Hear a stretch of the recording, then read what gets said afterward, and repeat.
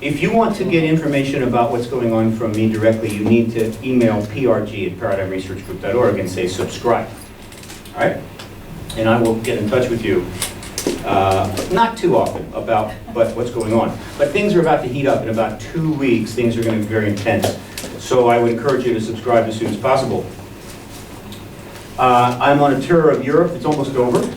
As you can see, it actually started up in Newcastle, and then went to Leeds, then went to Paris, where I got an excellent tour of the Paris subway, and then to Porto, wonderful place, Porto, and then to Lisbon, equally wonderful, then to Alicante, amazing place, Alicante, Costa Blanca, very nice, spoke in Moreira, yes. That's it. And then we took an incredibly long flight from Moreira to Oslo.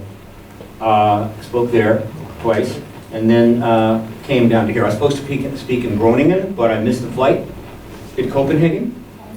It's an awful story. I'm going to spare you that. So if you're from Groningen and you had to drive 2 hours for this, I apologize. I really was very upset that I missed that. But we did spend the night up in Staveren, which is an incredible place. Probably we should all go live there now. It's unbelievable. And then now Amsterdam, and then on to Berlin, and then back to London for a few days, and then back to Washington. It's the third tour of Europe I've done. The first was 5 years ago in 2009. 18 lectures, 12 countries, 10 cities. It was pretty interesting. And things were perhaps going to get going at that point, but they didn't, because our governments and so forth had other plans. They always have other plans, right? There's an old saying, if you want to make God laugh, tell him or her your plans. I think it's also true of government. If you want to make the government laugh, tell the government your plans. Well, one day that's going to change.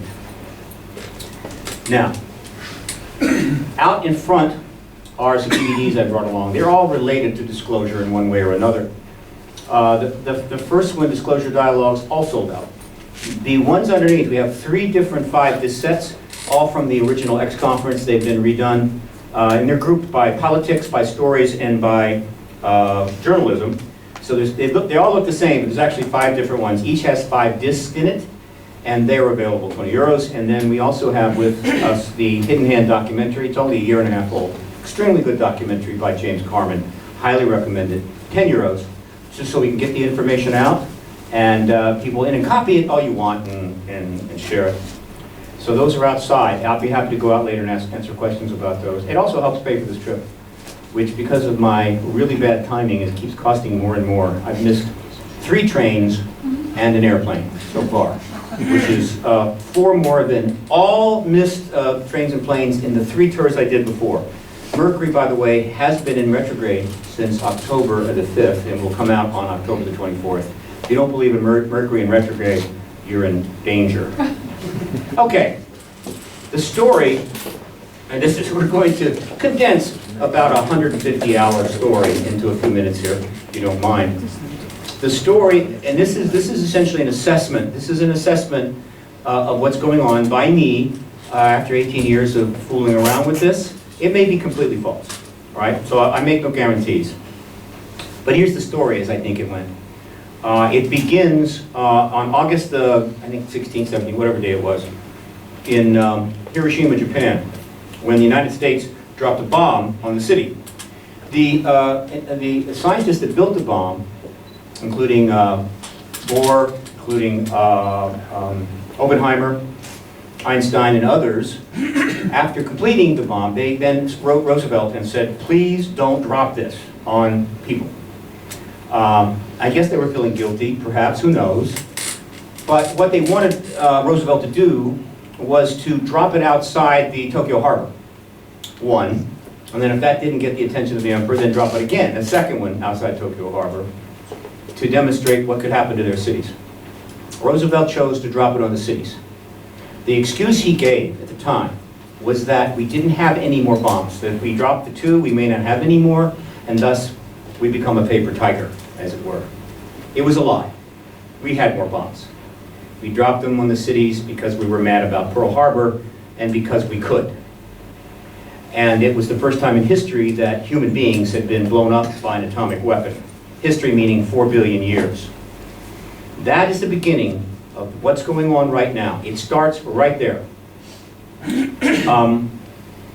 What happened was within, let's see, from August, July, September, October, November, in 16 months of those bombs being dropped, extraterrestrial craft started appearing all over the world. What I mean by appearing, they were being seen. In other words, prior to that, an occasional sighting, Foo Fighters during the war. After the bombs were dropped, 16 months later, they're all over the place. Now, there was no internet back then. There was no cable news back then. There were exactly at that point in early 1947, 3 American networks that broadcast about 15 minutes of news a day in black and white. We had some newspapers in the various cities. And so while these sightings were going on, they weren't known. In other words, people had no idea how much was happening. They only heard little bits and pieces. Retroactively, we learned just how much was happening in the skies of the world in early 1947. This went on, continued, and in July of 1947, one of these vehicles crashed in Roswell, New Mexico, near Roswell, New Mexico. At least one, possibly 2. All right? Now, something very notable about this vehicle. This is a pretty accurate representation of the Roswell crash of early July 1947. What you need to notice about this, most importantly, is that is not a saucer. That is not an anacryptic saucer-like craft. That is, in fact, a partially aerodynamic chevron-type craft. That's not the best rendition. I've seen others. This is a better rendition here. This was the best-selling model and tester ever sold in the toys. That craft hasn't been seen again. And the entities that were in it, 4 died, 1 lived, and we acquired that living alien, and obviously took real good care of them for a while. They haven't been seen. Why? Because this is a fairly undeveloped technology. This is not at the level of the entities that are dealing with us. This is some people that were around at the time. They noted what was going on. They were flying around and very vulnerable, and either crashed due to a massive lightning storm in early July in Roswell, New Mexico, or near Roswell, or because they were interfered with by ground-based radar. In other words, they were not that sophisticated. And so, as the, quote, processes began, as this whole transitional event that we're going to be discussing gets underway, the ETs that are going to be involved push the less developed ETs out of the way, and they say, the big boys are going to take over now, you need to leave. Okay? We're going to be playing professional baseball, you're an amateur, get out of here. All right? So that's something worth noting. This, of course, is the famous headline. If you have a pristine copy of the Roswell Daily Record newspaper with this headline, it will soon be worth hundreds of thousands of dollars.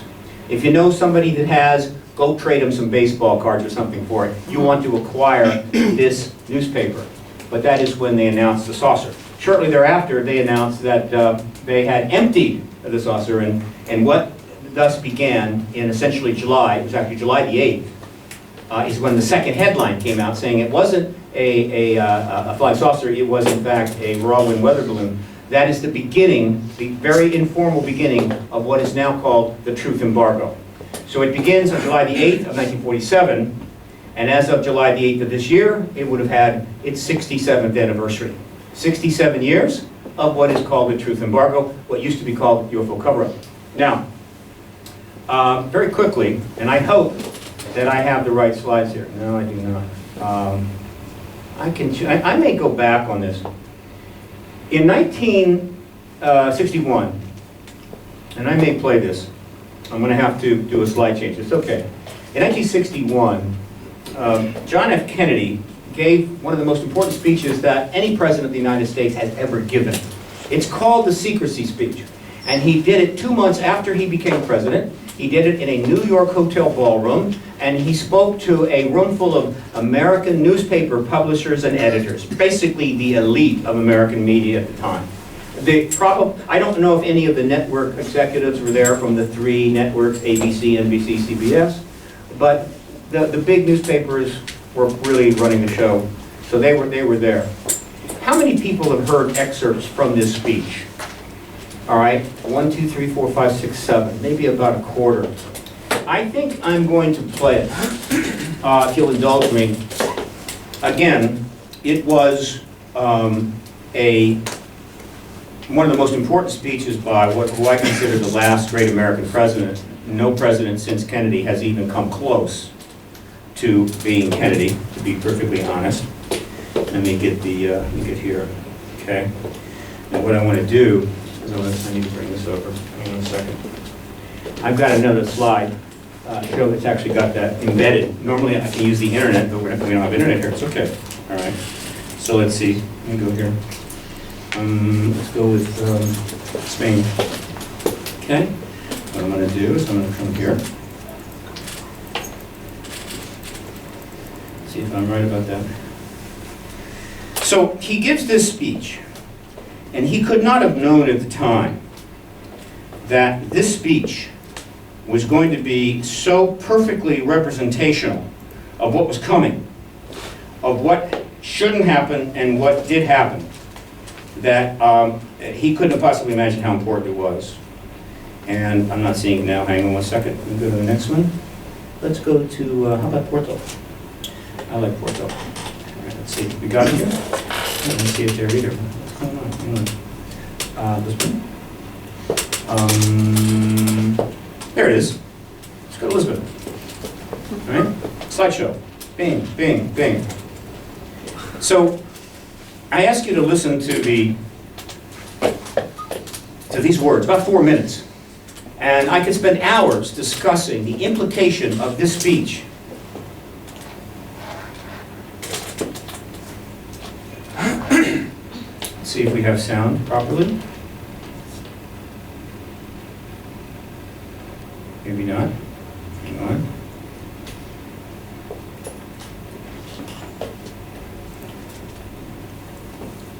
That's good.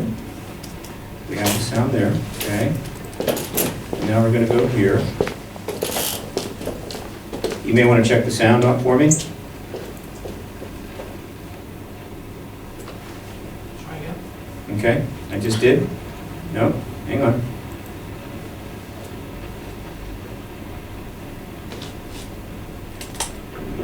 Ladies and gentlemen, the very word secrecy is repugnant A little higher. in a free and open society. And we are, as a people, inherently and historically opposed to secret societies, to secret oaths, and to secret proceedings. We decided long ago that the dangers of excessive and unwarranted concealment of pertinent facts far outweighed the dangers which are cited to justify it. Even today, there is little value in opposing the threat of a closed society by imitating its arbitrary restrictions. Even today, there is little value in ensuring the survival of our nation if our traditions do not survive with it. And there is very grave danger that an announced need for increased security will be seized upon by those anxious to expand its meaning to the very limits of official censorship and concealment. That I do not intend to permit to the extent that it's in my control. And no official of my administration, whether his rank is high or low, civilian or military, should interpret my words here tonight as an excuse to censor the news, to stifle dissent, to cover up our mistakes, or to withhold from the press and the public the facts they deserve to know. For we are opposed around the world by a monolithic and ruthless conspiracy that relies primarily on covert means for expanding its sphere of influence, on infiltration instead of invasion, on subversion instead of elections, on intimidation instead of free choice, on guerrillas by night instead of armies by day. It is a system which has conscripted vast human and material resources into the building of a tightly knit, highly efficient machine that combines military, diplomatic, intelligence, economic, scientific, and political operations. Its preparations are concealed, not published. Its mistakes are buried, not headlined. Its dissenters are silenced, not praised. No expenditure is questioned, no rumor is printed, no secret is revealed. No president should fear public scrutiny of his program. For from that scrutiny comes understanding, and from that understanding comes support or opposition, and both are necessary. I am not asking your newspapers to support an administration, but I am asking your help in the tremendous task of informing and alerting the American people. For I have complete confidence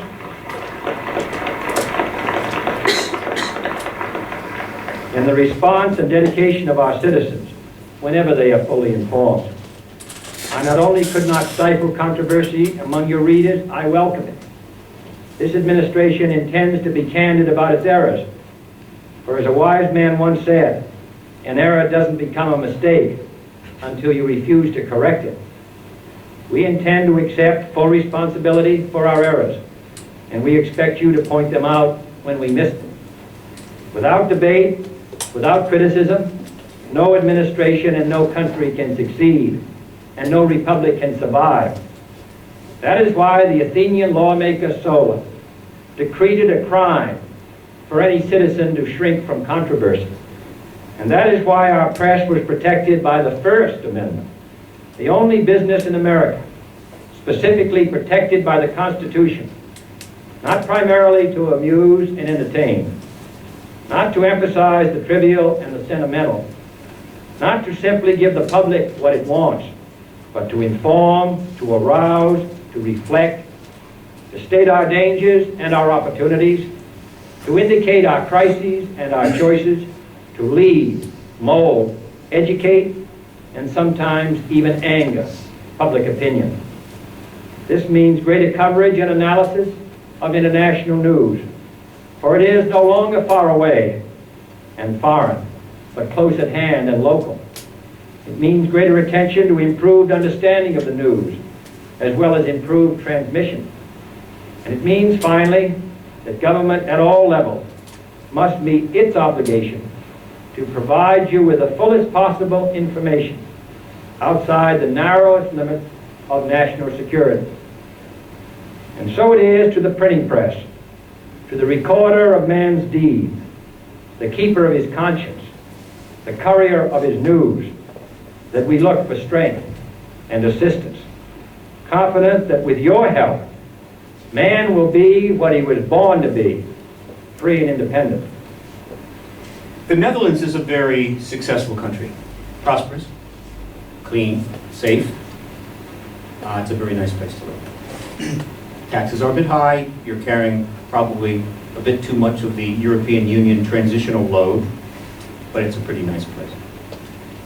If history is to overtake your country and make it not nice, it will be, the reasons will be embedded in the implications of this speech. Why?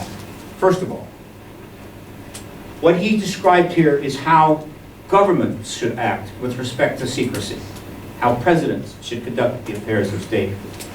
Every president since Kennedy has violated all of those edicts, every single one.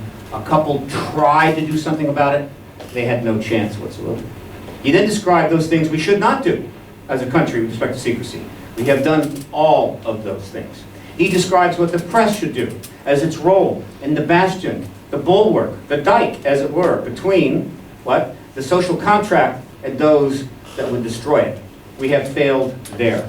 And most importantly, in that speech, he describes the fact that at the time they were up against a monolithic conspiracy that operated by covert means, etc., etc., etc. Listen to the speech a few more times and you'll get all the details. He was, of course, referring to the Soviet Union. Okay, fine. 1961. Starting in 1964, after they got rid of Kennedy, the United States began a process that actually accelerated when the Soviet Union collapsed in 1991, in which the United States has going out of its way to emulate, to follow suit, exactly the protocols of the monolithic conspiracy that we spent $15 trillion defending the West against, the communist ideological control state. The United States is building that state. We won. We saved the world from that. Why on earth are we emulating it? Why would we do that?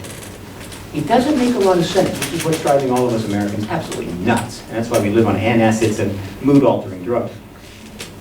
So, there you have, and I could go on and on about this, but what I'm trying to say is that if you want to look at what's gone wrong with the United States since 1961 when he made the speech, if you want to see what's going wrong with the general dysfunction that's occurring in the political systems around the world, just keep listening to the speech over and over again. It's all right there.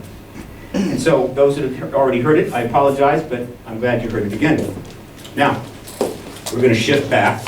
I have to do a little juking and jiving here. I don't know how that translates, but let's see what we got here. Back here. Is that my, okay. Looking for Oslo. Okay, that may be it. Now, 17 years later, after Kennedy made that, and by the way, Kennedy was killed November 22nd, 1963. Only a few months later, something happened in the Gulf of Tonkin, off the coast of North Korea. It was actually a non-event. Some PT boats went around yelling and screaming at a destroyer or something. But Johnson basically took that event, that non-event, made it to a big deal, put it into a resolution, shoved it in front of the Congress, and within 24 hours, the Congress signed the Gulf of Tonkin resolution, which justified the complete escalation of the Vietnam War, which worked out so well for the United States. 1964, just a few months after Kennedy is out of the picture, the Gulf of Tonkin resolution is the beginning of the decline of the great American experiment, as far as I'm concerned. That's the day.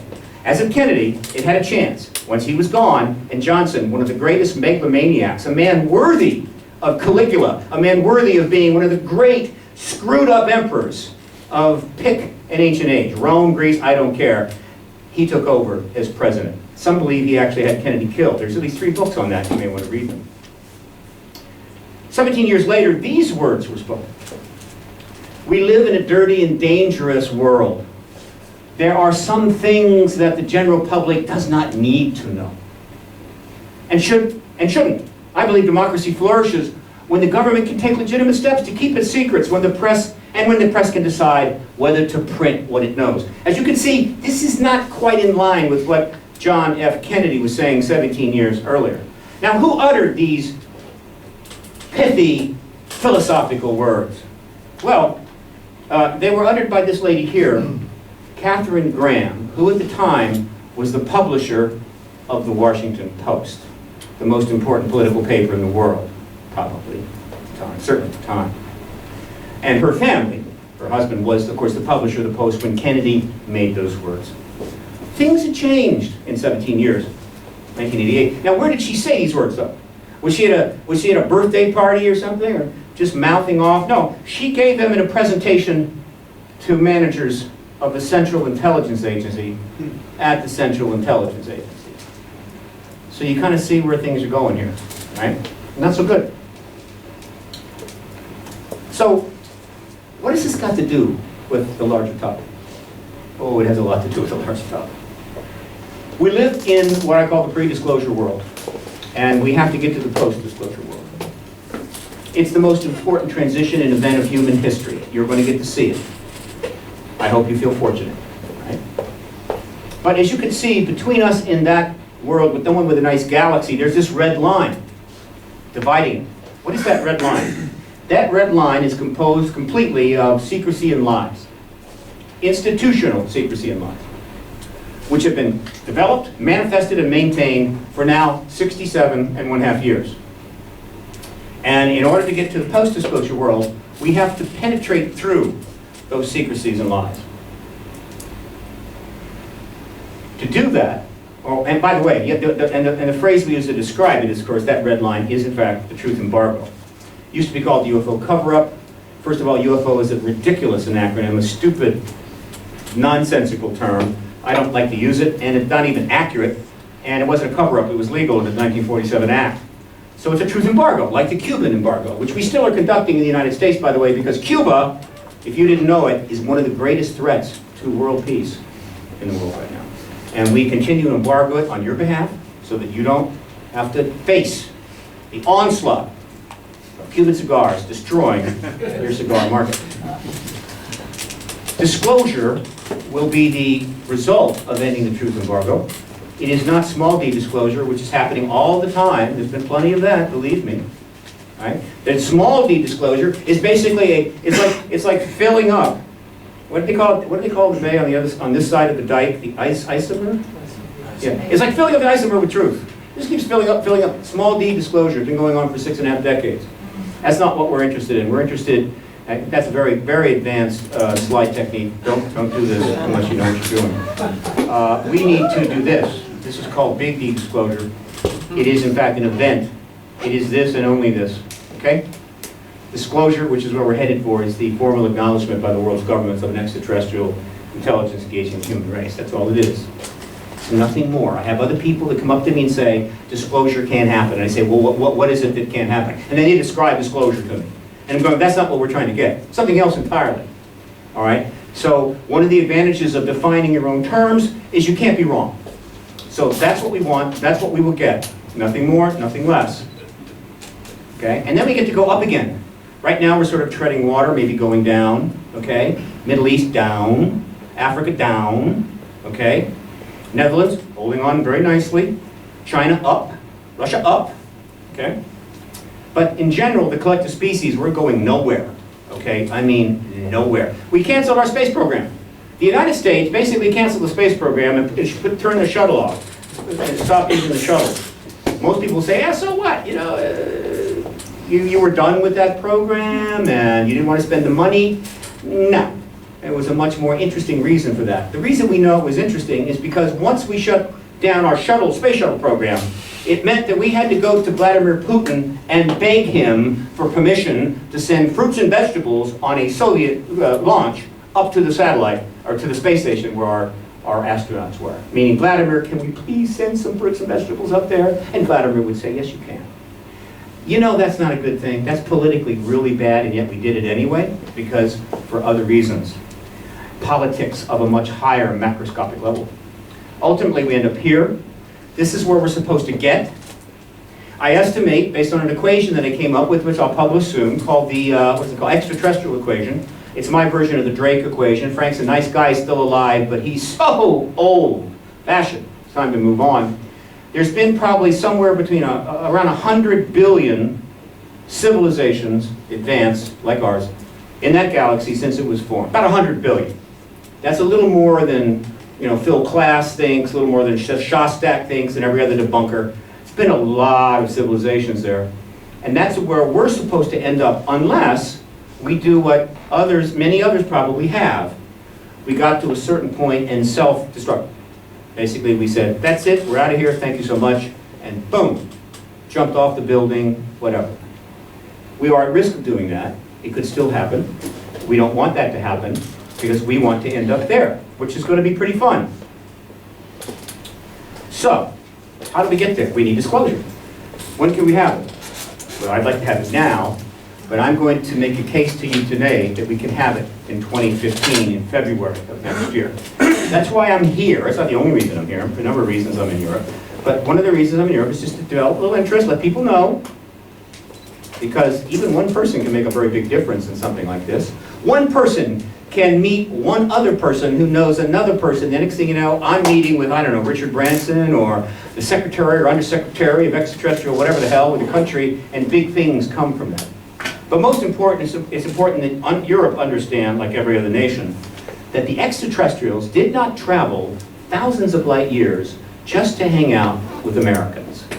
Believe it or not, they're here for the whole planet, not just us. We represent 5% of the world's population, right? The other 95% we're trying to push around as much as we can, but the fact is they're here for everyone, not just us. However, there's been a focus on the United States because you remember the first slide. It was the United States, in all its goodness, in all its moral authority and exceptionalism, that made the decision it needed to drop an atomic bomb on a city full of men, women, and children. That was us that did that. That's why we've been somewhat of the focus of this. Believe me, the ETs have also sent messages to the Soviets as well. We'll talk about that later. So, what's going to happen here? First of all, the UFO era is over. The UFO era is an anachronistic, what is it? An anachronistic, I'll get it in a second. It's anachronistic, I'll say that. And it lasted from 47 to 91. UFO is a term created by the government as a propaganda mechanism to contain the citizen science research.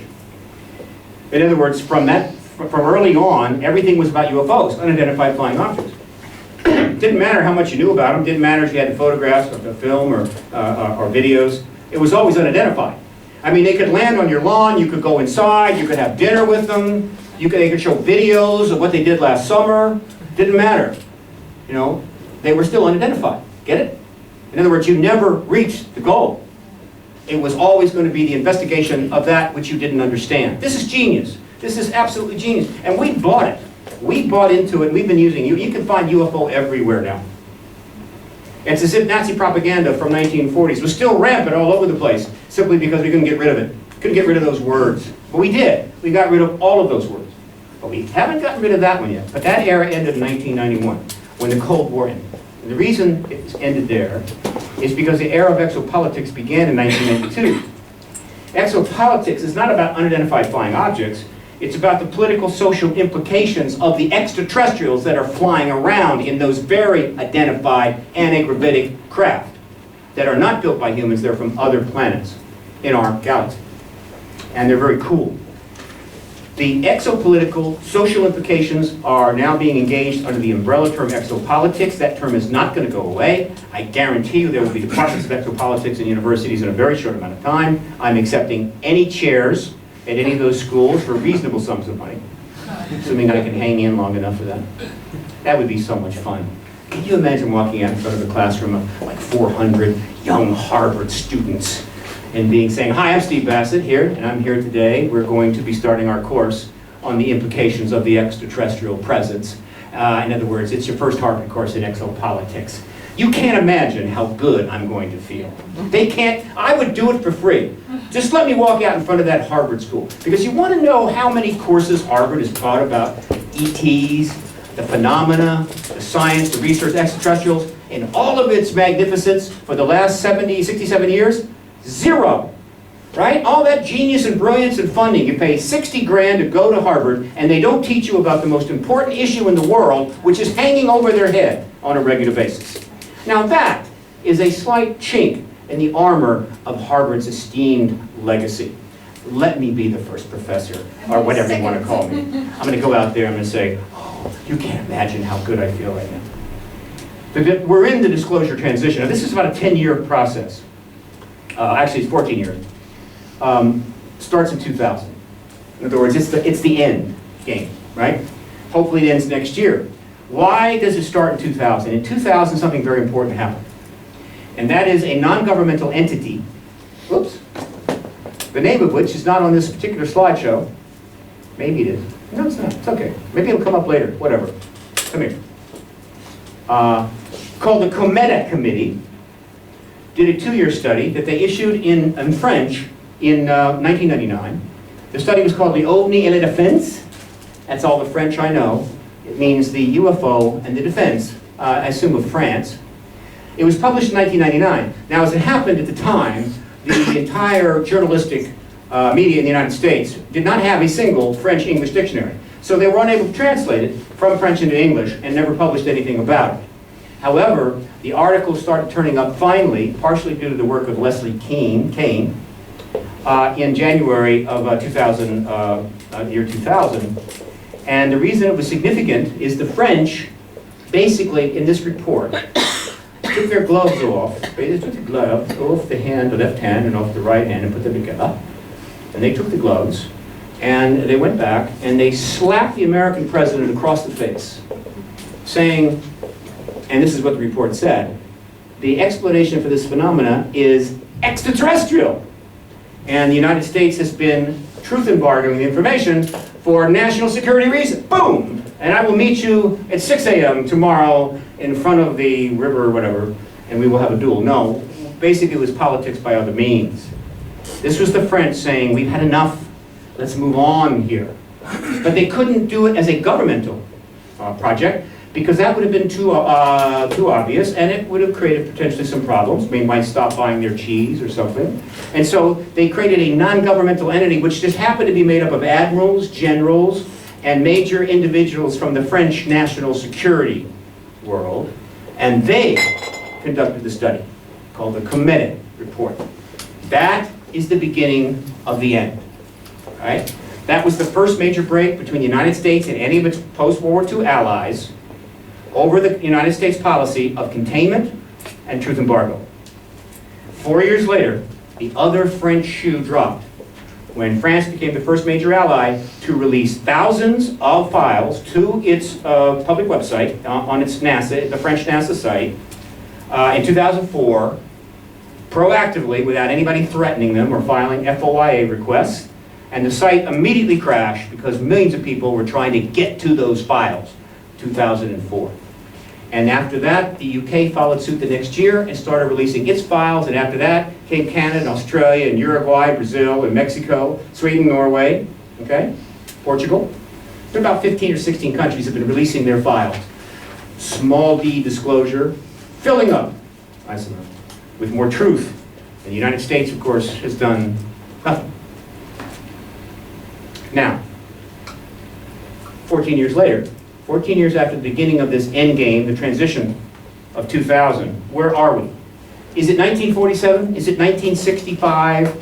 Is it like some people think, oh, we're getting nowhere, disclosure can never happen, all the UFO people are crazy, they don't get along, or whatever, and this is never going to work? I invite you to consider for yourself. Here is the status report, which I'm going to read from a distance here. No, I'm not. I'm going to come around here and read it from here. Hopefully not again anybody's way. Okay? 50% of the public in the developed world now believe the phenomenon is extraterrestrial. That includes the Netherlands. I guarantee you 50% of the Netherlands, the Holland people believe it's extraterrestrial. Probably 99% of everybody in this room. But it's better than that, because these are sophisticated polls by Reuters and Time and CNN. These polls are also done by demographics. And so what we learn is that if you have a higher income, higher education, the number is higher than 50%. So in the high income, high education realms, it's around 65, 70%. Now if you're living in a mud hut on welfare, it may be 25, 30%. Now according to the propaganda, only stupid people believe that extraterrestrials are here. Educated people that have money do not. That of course is pure crap, always has been. So the numbers are probably in Holland somewhere around 65%. Now, does that mean that you're going to family get-togethers and telling all your relatives about it? No, no, no, no. This is a private belief expressed through anonymous polls. This is where the worldview of the Netherlands people is. It's not what they're saying in public. This gap, by the way, between public worldview and what public is willing to say is always a bad thing. If you have a situation where 80% of the people of a nation believe A, but only 10% will even talk about A, you have a serious problem, and your country could fall apart. That's exactly what happens in the Soviet Union. Nobody believed the government about anything. What the people believed in their head and what they were willing to say, the gap was so huge. So eventually the Soviet Union completely collapsed, broke apart. It went democratic. It went capitalist. It was gone. It disappeared into the dustbin of history. Wow, that's a big gap. But we have a gap developing like that around the world. Also, we have, what else has happened? According to the Ipsos poll, I think 2010, 20% of everybody in the world believes ETs are amongst us now, living amongst us now. You may say, what are you talking about? Ipsos polled, I don't know, 50, 100,000 people in 36 countries to get a representative sample of the entire world and came up with that number. 20%, that's 1.4 billion people believe they're living amongst us now. Highest percentage was India, 45%. Now that's a fairly severe question. Had they asked the more basic question, do you think this phenomenon is extraterrestrial? I am willing to wager that at least 50% of the entire world believes the phenomenon is extraterrestrial. That would be 3.4 billion people. Okay. 80% of the adult, actually it's much more, it's about 85 to 90% of the adult population believe the government isn't telling the truth regarding the phenomena. How many people here believe that the Netherlands government is telling you the truth about extraterrestrials? How many people? Not too many. You get the point. Nobody believes the government on this anymore. That's not a good thing. It's a good thing for ending the truth embargo. It's not a good thing for the country.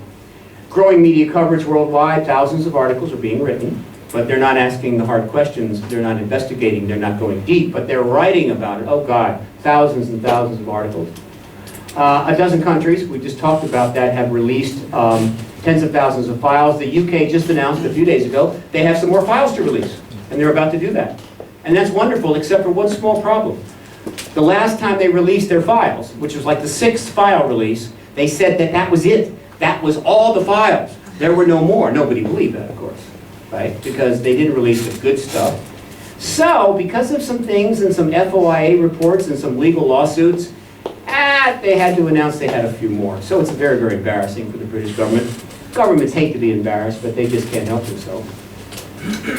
Several South American countries have set up research entities within their own air forces to work with these civilian groups.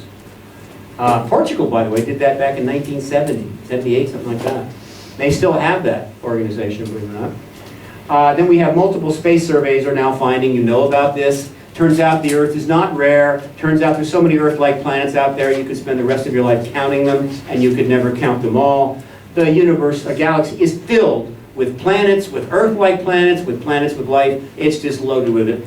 So, you know, by the way, most high school students knew this like 50 years ago. But science is slow. It's a very slow process of peer review and careful thought, and of course government intervention and suppression. But now they're willing to announce, yes, there's just planets everywhere. Extraterrestrial and exopolitical themes are turning up in popular music. Watch this closely.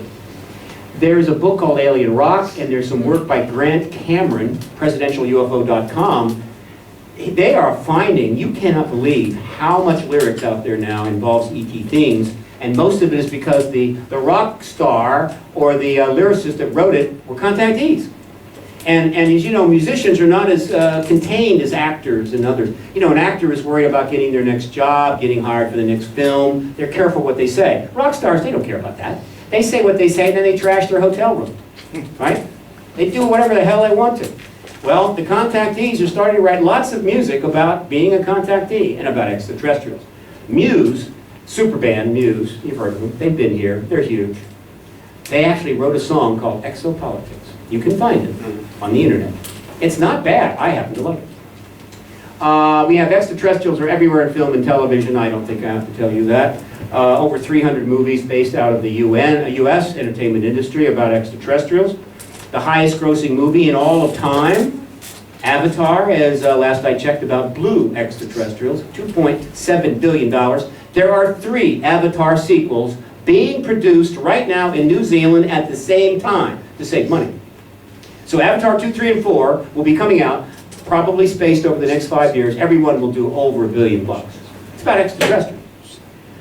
By the way, there is a movie coming out later, I think early November, a very scary movie, and the title, Extraterrestrial.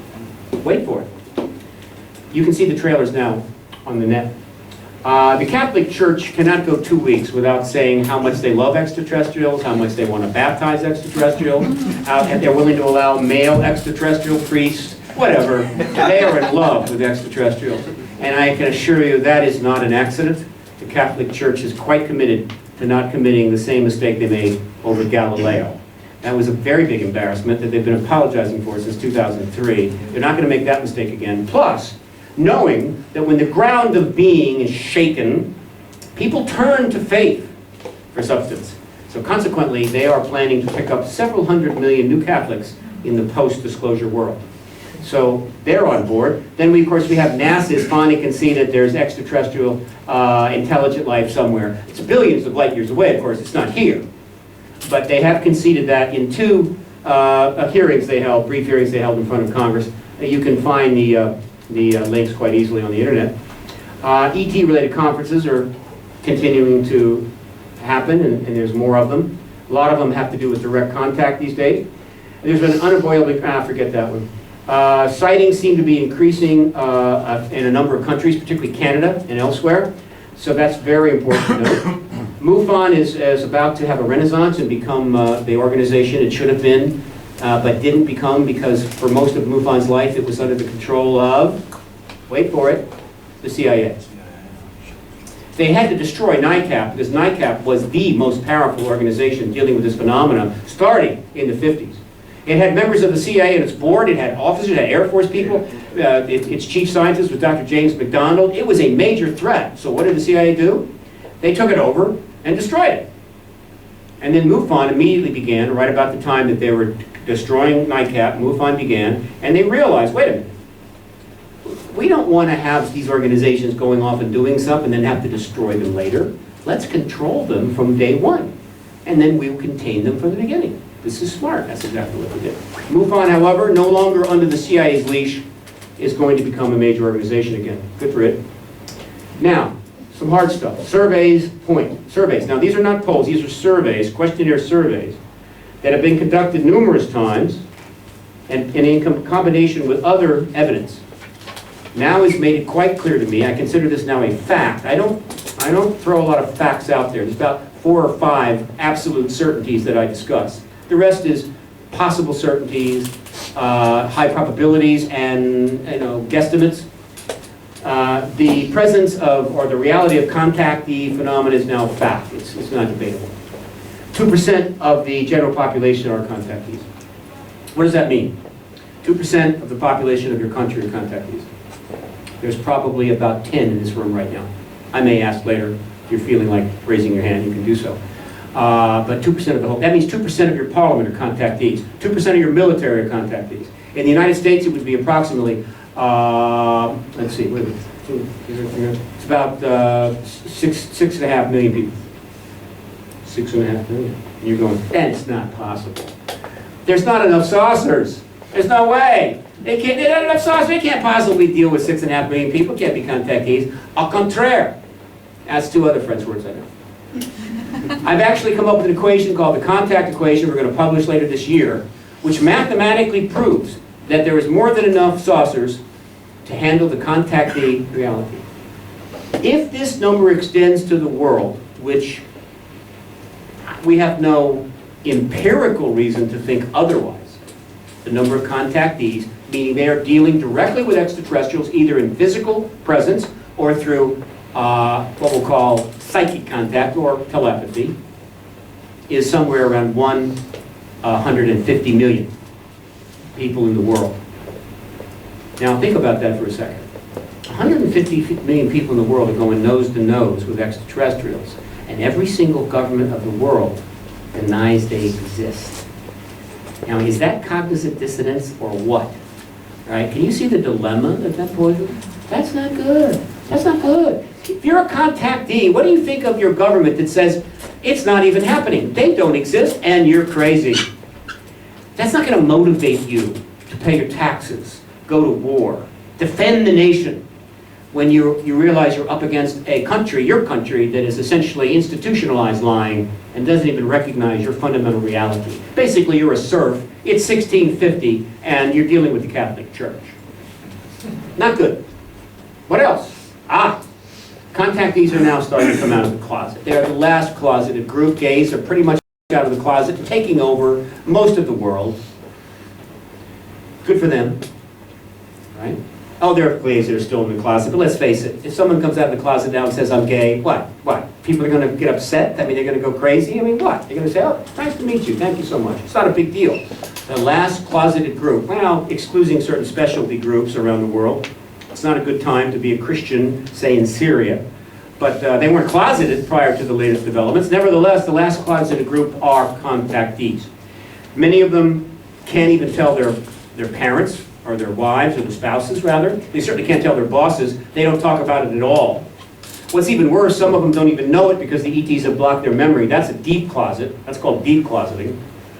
This is your last closeted group. How many? Could be 1.4 billion, 140 million closeted people. Guess what? They're starting to come out. And not surprisingly, one of the first better known groups to come out are the musicians. You know, hold the concert, trash the hotel room, hold the press conference and announce, I've been dealing with ET since I was 5 years old. Example, Sammy Hagar. Those of you old enough to remember Sammy, he's still going strong. He's very good. He was a rocker. Don't be surprised if a major soccer player or hot actress or actor or big-time musician doesn't come out tomorrow and say, I'm a contactee. What can I say? I'm dealing with grays. Some are good, some are bad. This is a problem for the government. If George Clooney, who is now married, by the way, and so much more mainstream, if George Clooney were to come out and say, I'm a contactee, it's over, the disclosure is done, the president will have to announce it right away. So far, George hasn't done that. The political climate in Washington is the worst it's ever been in my lifetime, maybe in ever, and that's an extremely good thing. It's exactly what we need right now. It's not a good thing if you care about the country. It's a very good thing if you want disclosure. The White House executive has put finally the formal position on the White House in writing on the ET issue for the first time, October the 4th, 2011. And an unprecedented citizen hearing on disclosure was held in Washington April 29, May 3 of last year. And a congressional hearing initiative is ready to launch. Actually, it's going to launch in 2 weeks. I couldn't say that until 2 days ago when I learned that the necessary preparations are, in fact, complete. You will get the announcement if you're on the email list or if you just watch the news, because this is going to be a big deal. Okay? This, this is it. Yes, ma'am? What do you mean by the White House executive has to become a position? I'm going to tell you. I'm going to tell you that. All right? Okay, so, how am I doing here? I'm not doing too bad. I got 38 minutes in terms of 1.5 hours. I can do that. So, here's what's going on.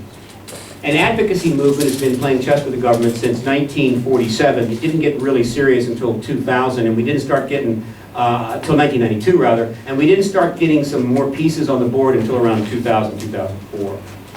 When you play chess with the government, you are at a deep disadvantage.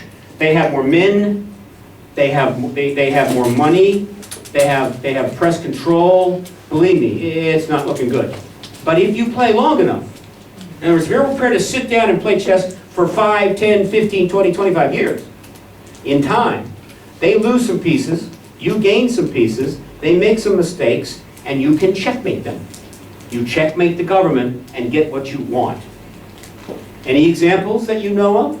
Well, I don't know about the Netherlands. I don't know about the history of major advocacy movements in the Netherlands. I'm sure you've had them, right? So forgive me if I can't speak to them. But Gandhi checkmated the British and they left. Martin Luther King checkmated the southern states and they gave up segregation. Women in the 1900s, early 1900s, checkmated the government and they gave them a right to vote through an amendment to the Constitution. Mandela checkmated the South African government with the help of de Klerk, who deserves a lot more credit than he's been given, and apartheid was ended. Over and over again. That's how it works. You prefer the game to be nonviolent. This is a nonviolent game I'm playing. I don't like violence, right? I didn't even go out for football. It's way too violent for me. I bowled. I was on the bowling team. So we have a nonviolent chess game we've been playing for 18 years, and it's about to end, I believe, in about 3 months. That is, by the way, checkmate position there. The government would, of course, be the black king, and of course, we are the white pieces. I don't miss anything. How did this game begin? It began on September the 22nd of 2011 when Paradigm Research Group made the first of the final 3 moves. What was that move? Paradigm Research Group, because the White House created a project called We the People, this is the White House website here, submitted a petition. It was the second petition submitted to the White House the day that this project began, called We the People, meaning send us a petition, get some signatures, we'll give you a response. You nice citizens, right? Little citizen democracy is what they were planning. And so we submitted what is now called Disclosure Petition 1, asking the President to formally acknowledge an extraterrestrial presence engaging the human race. We needed 5,000 signatures. We got them in 9 days. That meant they had to respond. 5 days, by the way, later, the White House announced they were raising the signature threshold to 25,000. But they didn't have the balls, that would be cojones in South American, to make it retroactive. And so, on October the 4th, we got our response. It remains on the White House website to this day. Go to whitehouse.gov and find it and read it before. Along with the original petition. 3 years it's been sitting up there for the press to see and do nothing about. And what was this response? It was 8 paragraphs long. There's only one paragraph that matters. It's this paragraph right here. This is an historical statement. This is going to be written about for a long, long time. The White House, through its Office of Science and Technology Policy, which of course serves the President, it's an executive branch office, run by Dr. John Holden, had a staffer, with of course final approval by the Chief of Staff to President Obama. There's no way that the OSTP just puts out statements about whatever the hell it wants and doesn't have them cleared with the executive. It stated this: the U.S. government has no evidence that any life exists outside our planet or that an extraterrestrial presence has contacted or engaged any member of the human race. And then, feeling very empowered by those two clauses, decided to, in addition, there is no credible information to suggest that any evidence is being hidden from the public eye. They actually put this in writing. They might as well have said the official position of the White House is the moon is mint cheese. And if we can ever get back there, we're bringing that cheese home, and we're going to have all the cheese we ever need for as long. It would have been that asinine, unless it was something else. This statement is important for 3 reasons. It is completely false. Completely false. There's not a single true word in that statement. But for those of you who are married, there is something else about it that's important.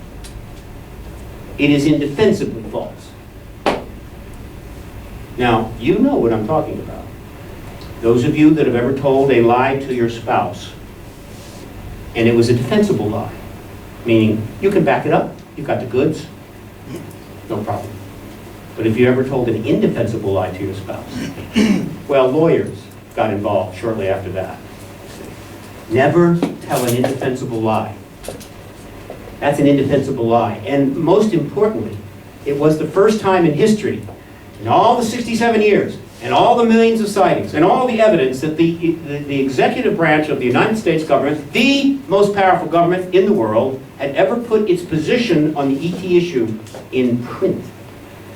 You see, once you put it in print, you can't take it back. It's fixed, like the Maginot Line. Those of you old enough to remember the Maginot Line, it was a fixed position. The Germans went through it in about 14 seconds, all right? So, all we have to do is pound that line until it breaks. And we've been doing that since October the 4th of 2011. We submitted many more petitions, and there were press things and whatever, just pounding away, but that wasn't enough. And I always knew that.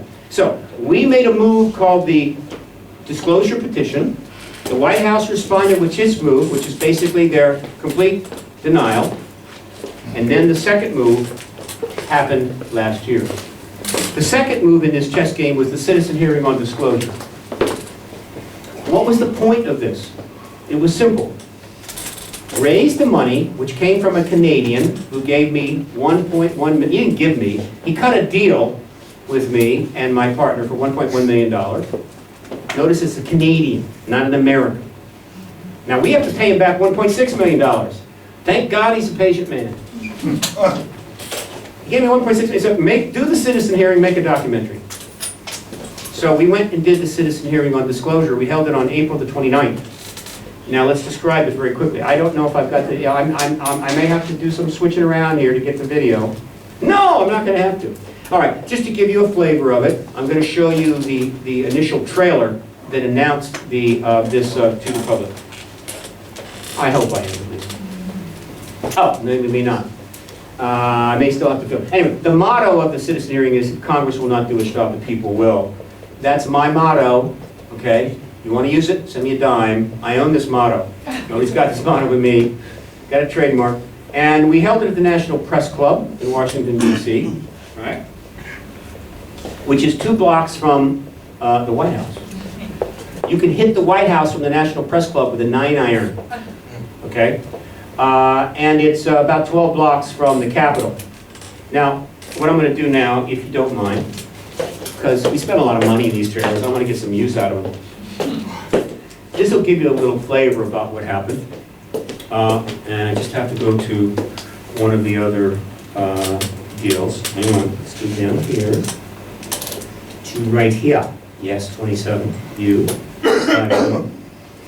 Go here. Go to slide 27. Bingo. Boom. I'm getting pretty good.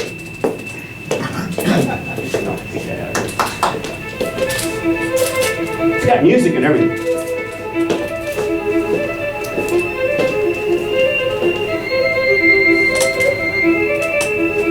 The way government regains the trust of its citizens is by telling the truth. There is no other way, no shortcut. And I call upon our government to open up, like the Belgians have, the French have, the Brazilians have, the Argentines, the Mexicans have all released their files. It's about time now that we do the same thing and become a part of this planetary community. It is way past time for all of us to know what our own government knows, instead of being kept in the dark by a policy of denial. The last time the Congress held a hearing addressing the extraterrestrial issue was 1968, 44 years of sightings ago. In those 4.5 decades, hundreds of thousands of new sightings have taken place. Government agency witnesses have come forward. Media coverage has expanded. Hundreds of documentaries have been produced, thousands of books have been written, and yet the United States Congress has remained silent. So for a period of 5 days, at the National Press Club in Washington, D.C., 2 blocks from the White House, and 12 blocks from the Congress of the United States, we're going to conduct a citizen hearing on disclosure of an extraterrestrial presence engaging the human race. 40 to 50 witnesses of high rank and station, from military, from agencies, and possibly from intelligence services, along with the top researchers in the world, will give 30 hours of testimony to 5 former members of the United States Congress. So maybe the citizens' hearing has a chance to try to leverage up some of the truth about the fact that we're not alone in this universe, that we might actually begin to look at what we really are, what the true history of this planet is, and that might be what gets us into a future without self-destruction. The motto of the citizen hearing is if Congress won't do its job, the people will. By the way, my wardrobe, which doesn't change much, is modeled after 3 people. Carl Sagan, Steve Jobs, and the German talk show host Dieter character from Saturday Night Live. Some of you are old enough to remember Dieter, I hope. He was one of the great characters in Saturday Night Live. And if you don't believe me, go find the old Saturday Night Lives and find the episodes involving Dieter. It's hysterical. All right, hang on a second. I gotta get back to Oslo just a second. That's not it. Give me Oslo. Give me Oslo. Come on. Come on. What happened to Oslo? I'm upset. Oh, what the hell? Let's see. I can't. All right, let's see. Maybe I'll go with I'll go with Porto for a while. No, this is Lisbon. Let's do Lisbon. It's like doing your own tour of Europe, right? We'll just do different slideshow versions from different countries. Okay? No, we don't want that. Okay. All right. So I may have to shift again, but it doesn't matter. Okay, so what do we do? It costs a lot of money. It costs $700,000 to do this. We hired 6 former members of the United States Congress who had served 80 years in the House and Senate. Right? Good ones too, not the idiots. These are pretty nice. Bartlett is a PhD in science, right here, Roscoe Bartlett, 20 years in the House of Representatives. Merrill Cook is out of Utah, 4 years, also a scientist. Darlene Hooley, 12 years. 12 years. And then this is, of course, the legendary Senator Mike Gravel, who helped end the attack on Daniel Ellsberg when Clinton tried to put him in jail over the Pentagon Papers. And of course, he's run for president a couple of times. He's a libertarian. This is Carolyn Kilpatrick. 12 years in the Congress, and this is Lynn Woolsey, who is 20 years in the Congress. This is the legendary political activist attorney, Daniel Sheehan. Karen Silkwood, Iran-Contra, Watergate, you name it, he was involved. And then this is Dr. Joe Buckman. They were of counsel to the 6 members. They sat in committee, and what they listened to was the testimony of 43 witnesses, the largest assemblage of witnesses and researchers ever brought together at one time to testify to them over 5 days for 30 hours. They had never sat, believe me, on all the years that these members of Congress were serving the American people, they never sat in hearings for 30 hours in a single week. Never, right? We had people like Dr. Edgar Mitchell, of course, is the Apollo 12 astronaut that walked on the moon. We had the former Defense Secretary of Canada, right? We had the legendary Stanton Friedman. Stanton Friedman, by the way, who testified. Stanton Friedman is the only living person who was part of the 1968 congressional hearing, the last time Congress ever held hearings. And so now he is still around and able to be part of this. And he will be in front of Congress soon, we hope. We had, of course, Richard Dolan, my friend and colleague. We had people from Peru. 10 countries were represented. Peru, Chile, Argentina, Brazil, the UK, Mexico, etc. Let's see any other notables here. They testified in 20 sessions over 30 days. Now, we chose certain areas of evidence that we felt would be most powerful in terms of getting this out at this particular time. One of them was certainly Roswell. Testifying at the citizen hearing was Jesse Marcel Jr., one of the last living witnesses to the Roswell event, personal witnesses. Also supported by his son and his daughter, Jesse Marcel III and Denise Marcel, who of course knew a lot about what he went through and what he'd been saying over the many years. So they testified together, so we had a full two-panel session on Roswell. We had a two-panel session on the Bentwaters case, the legendary Bentwaters case, 1980 in the UK, which was a nuclear tampering incident. And then, most importantly, we had 2 sessions on nuclear tampering, which included witnesses like Dr. Robert Salas, Captain Robert Salas, Captain Bruce Fenstermacher, Sergeant David Scott, and Captain Schindele. These are Air Force officers with the highest clearances in the Air Force who worked on our Strategic Air Force Command bases during incidents in which a UFO came down and hovered over the base, over the SAC, facility, and shot all the missiles down, which can't happen. It's impossible. Can't happen. They did. Okay. And then they brought people out and they turned it back on. This happened a number of times. There's over 30 now witnesses that theoretically could come forward, depending upon the circumstances, since they have wives, families, and jobs, to these tampering incidents, where they turn our missiles off. It's possible, based on certain evidence, that they just did it recently, about 3 years ago. Now, remember how this story began? With the dropping of the atomic bomb on Hiroshima. And then starting in 1967, they start turning our nuclear missiles off. You sort of see a connection here, right? Now, the Soviet Union, as you know, was a nastier animal. The U.S. and the Soviet Union went at it for 44 years, spent $15–20 trillion, pretty much all the money they really had for hospitals and schools and other stuff. So we had to pay a price, but whatever, they spent $20 million. The defense industry did very well. They're living very well, thank you.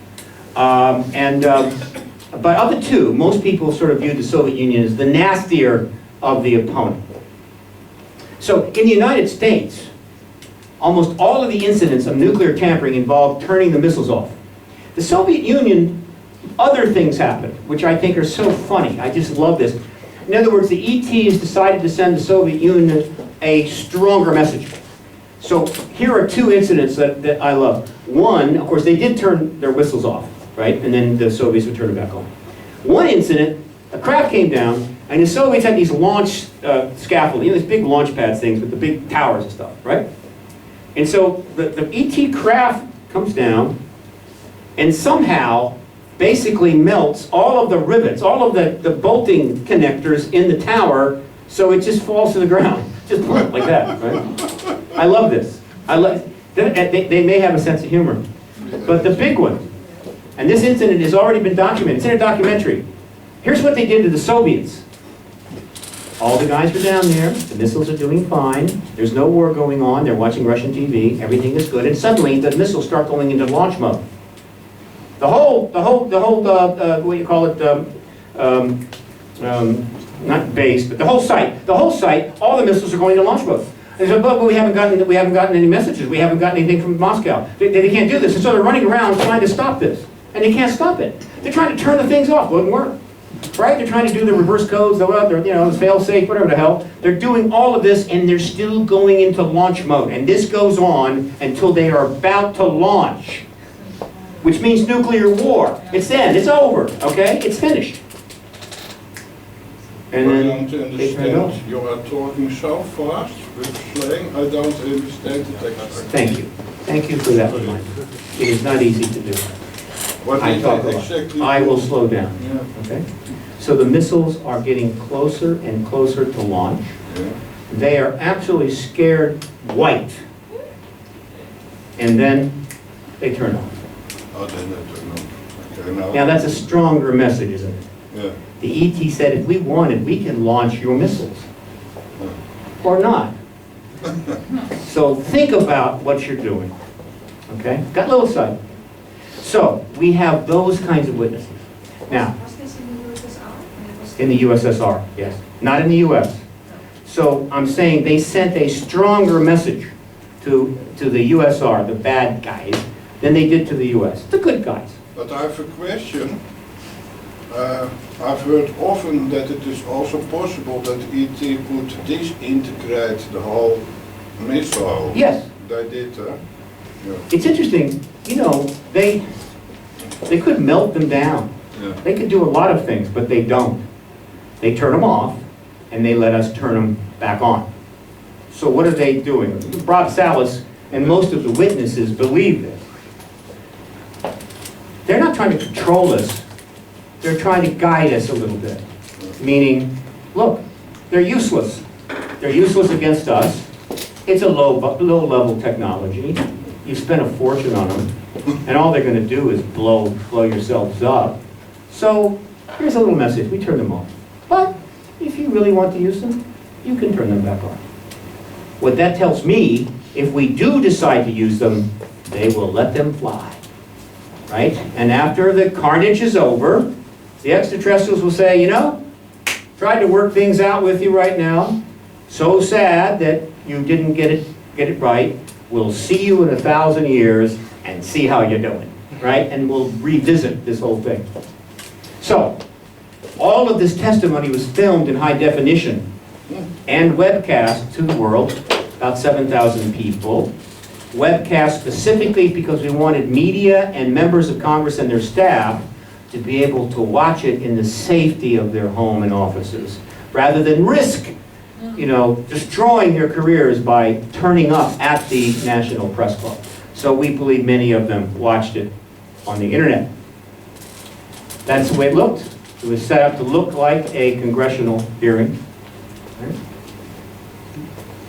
Okay. What was the government's response to this? What was their move? That was our second move. What was the government's move? Basically, and by the way, we had a lot of coverage. You can find it at citizenhearing.org. A lot of coverage, not as much as we wanted, but plenty of coverage. New York Times and Washington Post and all the usual places, some international. The government's response was no response. It's called a non-move move in chess. It's when an advanced player deliberately makes a non-move, a irrelevant move, to change the pace of the game, to change the tempo for other reasons. So basically the government did nothing. It was like it never happened. Said nothing, no response, nothing. No phone calls to me, right? My brakes didn't fail. Everything is just, nothing really happened. They're still alive. That's their move. Still alive. Able to come to Holland and see the dikes. So it's our move. This is the next move. The final move. The Congressional Hearing Initiative. Why is it the final move? Okay? Here's a little video that gives you a sense. The citizen hearing on disclosure was a great success. It was webcast to the world. It was filmed, and we have 30 hours of testimony. Now, what we're going to do next is we're going to take all this to Capitol Hill. We've created a section on the website where people can get involved in a congressional hearing initiative. I'm going to go back to Washington for the first time in 13 years in my capacity as a registered lobbyist on this issue. We're going to seed the Hill with this testimony, this extraordinary testimony, and we're going to send 5,350 DVDs to Capitol Hill. And what they're going to watch is this extraordinary testimony being presented to these former members of Congress, and these members of Congress get really seriously interested.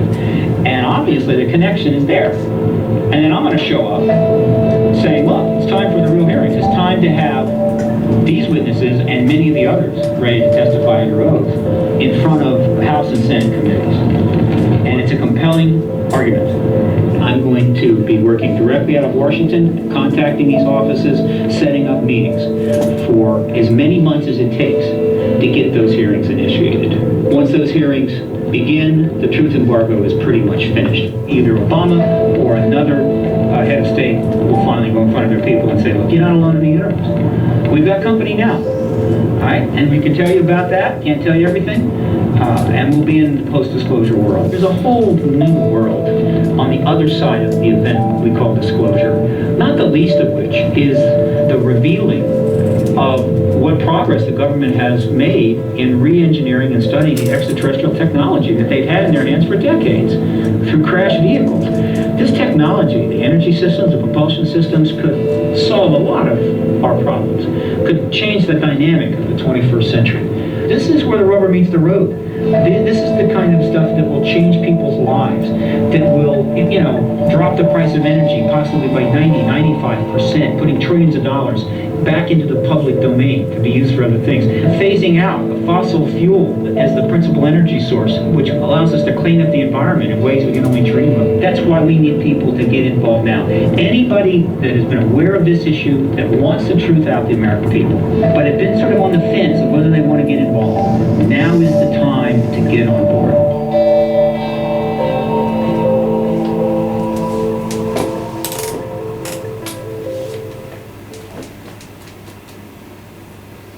Now, here's the thing. Hearings are a big deal in the United States, though they're often politicized in the current environment. There have been major hearings. The Army McCarthy hearings, this is of the 50s, you had, but you see how huge this is. This is before the internet, when you had just a couple of television stations. Look at the mass of people that were attending these hearings then. The Watergate hearings, this was in the 70s. And then, of course, we had the Iran-Contra hearings in the 80s, and then we have many other hearings that are held, some obviously of more or less importance. But the last congressional hearing on this issue was 1968. Why? Simple. The government has known for some time, since 1992, that if the witnesses now available, mostly retired military agency political witnesses, ever turn up on the Hill and put their hand in the air and take an oath to tell the truth under penalty of federal perjury, which puts you in prison 5–10 years, it's over. Can't happen. So every attempt to get hearings has been blocked since 1968. I know of 6 that were blocked. A number of them since 1992. Greer made a couple of attempts to get hearings. I made an attempt to get hearings. All blocked. Can't happen.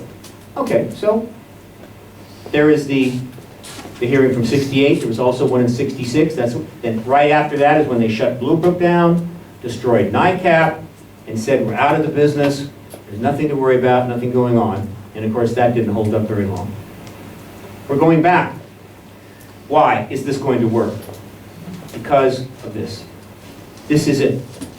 Right? This is why we spent the $700,000. By the way, it was supposed to cost $300,000. I overspent. Okay?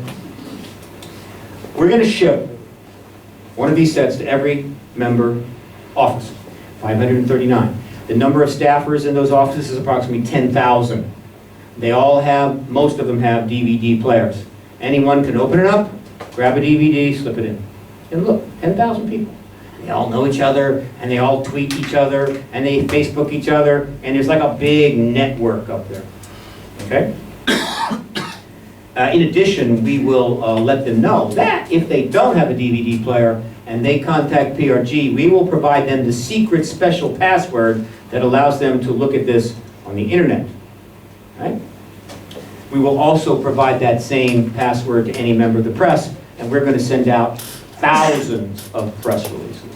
I mean thousands of them. I'll estimate we'll probably send out 100,000 press releases, meaning a release going to a media outlet. 100,000 press releases between November the 1st and December 31st.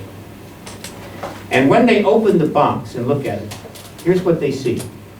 They see former colleagues sitting in committee, listening to extraordinary testimony from high-ranking people, asking intelligent questions and having their mind blown. Meaning they came in neutral, and 2 days they were totally on board. Absolutely, we need the truth, we need this, we need that. These are members of Congress with 80 years experience. They will see exactly what the hearing would be like if they hold it, and it will be fine. We have stripped the risk, the political risk, out of the equation, and that's critical because these people are drowning in their own malfeasance. They have no approval rating, they're hated, we make jokes about them every single day on television, they're a mess. And so they're worried about doing anything to get worse. My statement to them is you can't get worse. It can't get worse. Do this, it will get better. And so what's going to happen is on the 1st of November, roughly, we're going to ship these out. They'll have a letter in them, directed to personally to the member of Congress, in which all of the witnesses from the citizen hearing sign, and that letter calls on them to hold the hearings, meet with me, and to look at this material. We will also launch, right around the end of October, what I call, this is our Congress, this is what the jacket cover looks like on the back, this is the box, and this is one of the sites, key sites, that will be important because this is the part of what we'll call the public aspect of this. We're going to make it rain on Congress. We're going to create a tweet storm. It's going to start in late October. You're welcome to participate. What is a tweet storm? Getting one tweet, for those of you that have Twitter, could you have imagined 40 years ago that people would be going to extensive conferences and talking about tweets? Who knew? Anyway, for those of you get a tweet, that's a tweet, that's what it is. You get 1,000 tweets with the same hashtag, that is a storm. That's a tweet storm. The hashtag will be hashtag disclosure. We're going to get as many people as can muster up the 60 seconds of their valuable time to send tweets and emails to Congress, simple short emails saying, we want you to open this box. We want you to talk to Steve Bassett, the only registered lobbyist in the world on this issue, still, after all these years, and we want hearings. And every member of Congress has a staffer assigned to read every single email that comes in and look at every single tweet. They're usually about 20 years old. Some of them are interns, whatever, that's their job.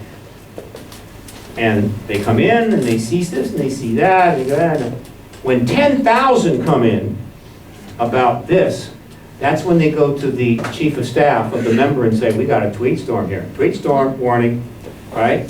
And then the chief of staff looks at these and goes, what's this about? And then he says, oh, it's about this. I better look at this. Oh, chief of staff looked at it and goes, uh-oh, this is interesting. And the game begins. Now, if I can raise another $20-some thousand, we're going to hire a publicist, the top publicist, and her job is going to be to work the back end of the media from November the 1st all the way to January 31. She knows everybody. She's going to work the talk shows, she's going to work the major papers, so we can create as much media exposure as possible. She's not cheap, but she's a lot cheaper than the big firms, and she has got 35 years of experience. So that's 20 grand we're trying to raise for that, but we'll get it. And we will then have a massive media campaign underway, in addition to the tweet storm, so that wherever Congress looks, there it is, staring them in the face, right? They can't get away from it. Here's how it'll play out. Essentially, Well, by the way, this is all planned to start the day after the election, by the way, which is on November the 4th. It's the midterm. So as of November the 5th, we really launch. It's kind of the launch really begins on November the 5th, which is coincidentally, just coincidentally, Guy Fawkes Day. It's not my plan. Some of you know about Guy Fawkes Day, some of you don't. But if you don't, then you need to watch the movie V for Vendetta. I'm going to give you another little tip. Yeah. Okay? Go watch the movie V for Vendetta. I guarantee you will enjoy it. But oh, Guy Fawkes Day. I want to say something Yeah. about the date 5 November. A Also, little louder, sir. about the date 5 November, also Obama knows, and he has made a counterattack with something like... I'll talk about it. We're almost done. We're about to take the break in a couple minutes. Yeah, okay. So after the election, you have the winners and the losers. The losers, their career is over, basically, and they've got nothing to lose. The winners are feeling good about themselves, but most importantly, they all went home. They're all going to go home. So they won't even be in Washington in November. But I don't care, because I don't want to talk to them. I want to talk to their staffers. And so while they're home, licking their wounds or planning their next 2 years in Congress, I'll be talking to their staffers, working them on this issue, all through November, all through December. The media is going. On January the 3rd, they come back to Washington. At that point, we start to meet with them directly. We need to get 3 or 4 members of a particular committee, there are 8 committees, to say, we want to have the hearings. They go to the chairperson agrees, they can put a hearing together in a week. We can have the witnesses there on a week's notice if necessary. Maybe it takes 2 weeks. And so, November, December, we work the staff, we work the media. In January, we meet with the members, we get the agreement to hold the hearings. The hearings are held in February of 2015. Now, we're also going to have a petition that we'll launch, the 6th disclosure petition calling for these hearings. That will be up in the White House through the second half of November and first half of December. By the way, the threshold for signatures now is 100,000, so we will not get a response, but we don't care. And the government will be in checkmate. What does that mean? It means the government's going to have to disclose. Why? Remember, the Congress can't disclose. I'm meeting with them. They're going to call hearings. That's not disclosure. Why will disclosure happen, therefore? You're going to learn. Secret. Just for you. I'm only telling you this. Because you see, the whole point of this entire 3-move project is this. That's what we've been shooting for the whole time. Media feeding frenzy. It is one of the most powerful forces in the universe. You never want to face it. Media feeding frenzy is when the media, sensing money, dollars, Pulitzer Prizes, sees blood in the water and goes insane. The most famous incident of this of recent times, there have been many in the United States, involves Bill Clinton, our fine president, who dabbled a bit with one of his secretaries by the name of Monica Lewinsky. And that became a bit of an interesting affair. However, it was not a major deal until her friend Linda Tripp turned up at the Washington Post with a blue dress that Monica had neglected to dry clean. It had material on it. Within a week, Bill Clinton had to give a DNA test. They actually drew his blood. It matched. And the media went, boom. I was there.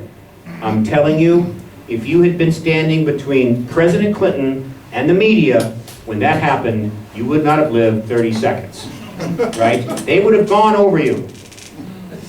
Thousands of media trucks were in town. Reporters everywhere. They followed her everywhere. Media frenzy. Here's the deal. When the media actually figure out that the Congress of the United States is going to allow the witnesses we have ready to testify to come and testify, that's it. Boom. Because they know it's over. And this is the biggest news story of all time. And they've been suppressed for 6.5 decades. There's Pulitzer Prizes to be had. There's ratings, there's money, there's careers to be made. And who gives a crap about the Illuminati anymore? We're going to cover this. We're going to go nuts. Now here's what nuts looks like. Here's how it works. Have we run over yet? We got 30 more seconds. I'm going to go slightly. It's okay. The United States works this way. I think it's similar in the Netherlands. The White House has a press secretary. I forget his name. They change every couple of months. And he has to answer questions from the media every day, all 5 days a week, in the East Room. The State Department has a press representative that goes out and answers the questions of the media. So does the Pentagon. So does the Air Force. So does NSA and the CIA. They have a lead press spokesperson.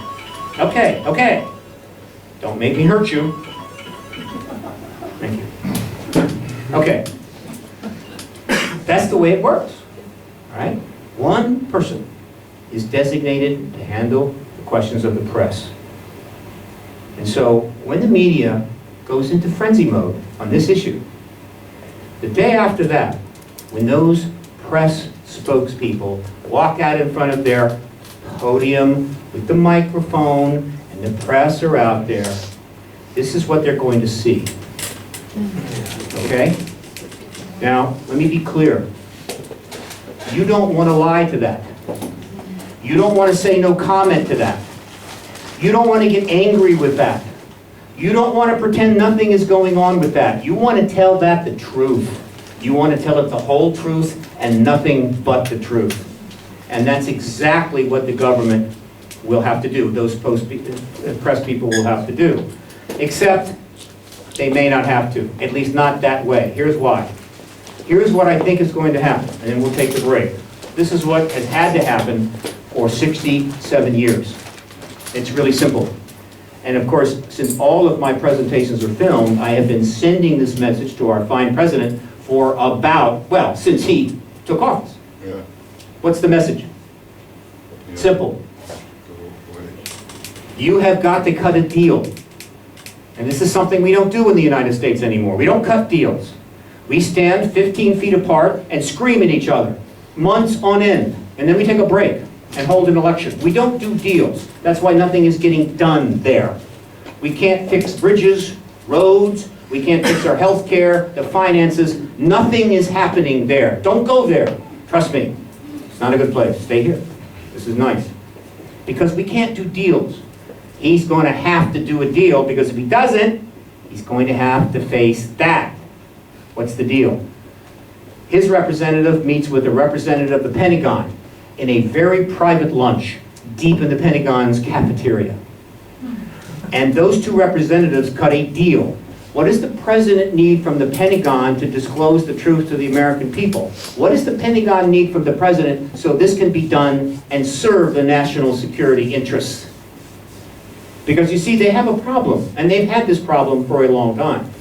The president can't acknowledge the extraterrestrial presence because he would have to walk out and say, my fellow Americans, there are extraterrestrials here. I wish I could tell you more, but the Pentagon won't give me any information. I don't think so. Not going to happen. The Pentagon, on the other hand, well, they could tell the people about the extraterrestrials, except for one small problem. You see, the Pentagon, where's the Pentagon? There it is. Works for him. He is the constitutional commander-in-chief of the entire American military and intelligence operations. For them to say boo publicly about this is to commit treason and go to jail forever. They're not going to do it. So they can't do it, and he can't do it unless they cut a deal. The whole point of this maneuver, of this chess game, was to get that deal. And we will get it because they cannot and will not face that. That is why we get disclosure in February of 2014. And the last thing I want to say before the break is this, and I always say this, always into that camera. And that the reason why that's important is because of YouTube. YouTube is, again, one of the most powerful forces in the world. President Clinton, I will remind you for the 100th time that if you do not disclose, another head of state is going to disclose first. The two leading candidates are Vladimir Putin and Xi Jinping. I think you know who they are. President of Russia and the President of China. I can assure, by the way, China just became the largest economy in the world as of 6 days ago. Yeah. Primarily because of all the cheap underwear we buy from them, but whatever, they're now #1. America's #2. And that's only the beginning, folks. It's not going to get better soon. So, could they announce the president? Is it possible that the United States government has Vladimir Putin where they want him? You know, I mean, hey, Putin is our guy. Yeah, he does whatever we want. Don't worry about Vladimir. He's our boy. I don't think so. He just took to Crimea. He may take Texas tomorrow. Trust me, he does whatever the hell he wants to do. Does Vladimir Putin have to get permission from the Russian military to tell the Russian people about the ETs? I don't think so. Same thing with Xi Jinping. What happens if that happens? President Obama will have to walk out in front of the American people and say to them, I really wasn't supposed to tell you this, but there are extraterrestrials here, and I have to tell you because Vladimir Putin told you Tuesday. And now I'm afraid there's nothing more we can do but tell you the truth, right? Oh, that's going to be great for Obama, great for the Democrats, great for the United States. Oh, that's going to go over really, really well. Vladimir Putin will ascend into the stratosphere as one of the great truth tellers and political leaders of all time. President Obama will sink into the abyss of nothingness. Yes. And the United States will drop even further in world esteem. That is what's at stake. That's why this is going to happen. Let's take a break. Work it out with Jaron, how long you want, right? Between you and him. I'm not involved. When we come back, I'll take all the questions you have. If you want to get into ETs and contact, I have slides. We can go there. But that's it for now. Okay? Very good.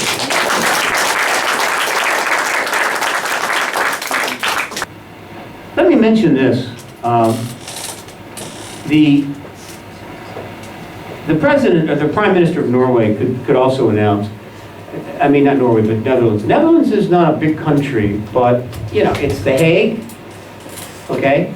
Amsterdam is one of the great hubs. Let me tell you, if your head of state were to announce the extraterrestrial presence and show some evidence from the Netherlands Air Force, you do have an Air Force. By the other way, I was reading an article a couple of days ago where they talked about the Irish Navy intercepted some drug stuff off the coast of Ireland, and my immediate reaction was, Ireland has a Navy. I had no idea they had a Navy. So is your head of state likely to do that? No, probably not. You don't need that grief, right?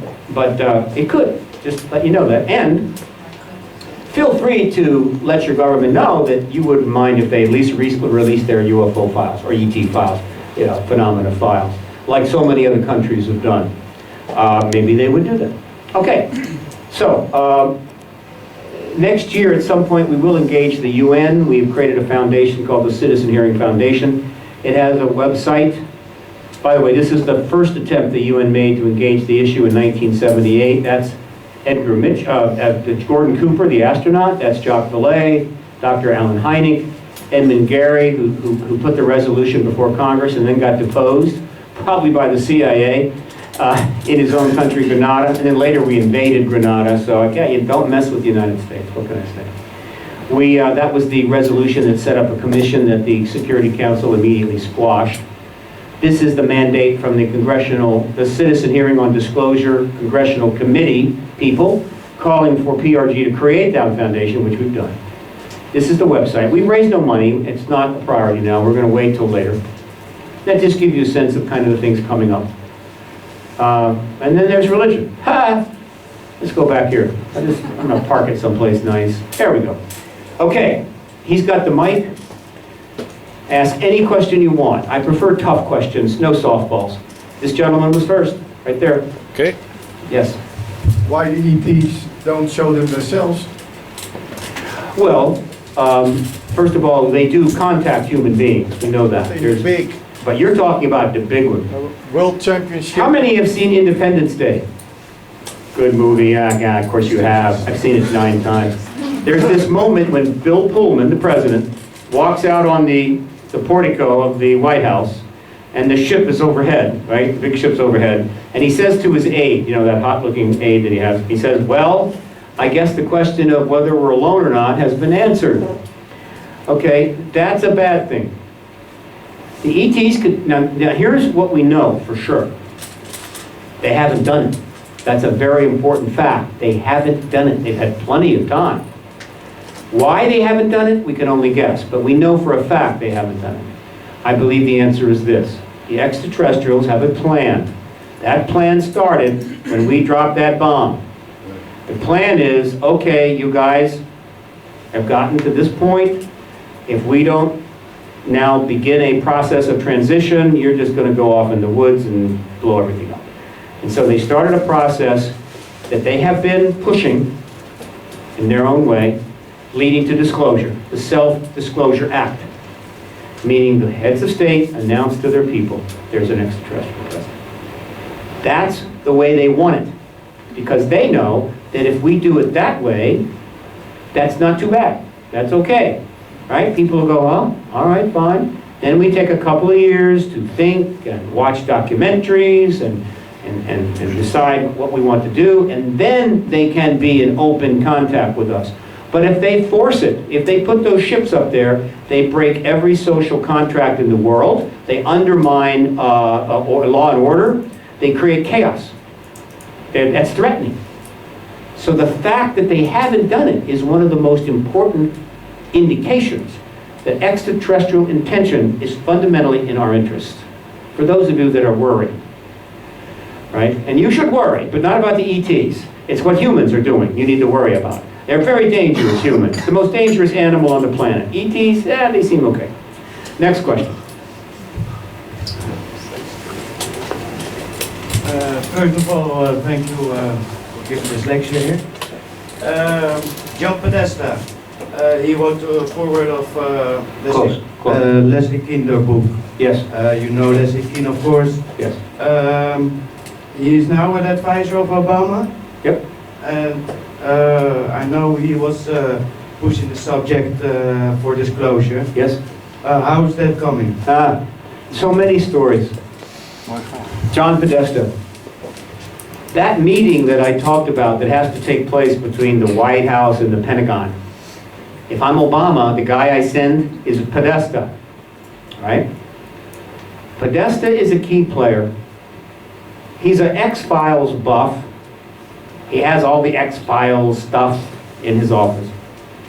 He was the advisor to Clinton, a major intellect in the Democratic Party in 1993 after Clinton won the election.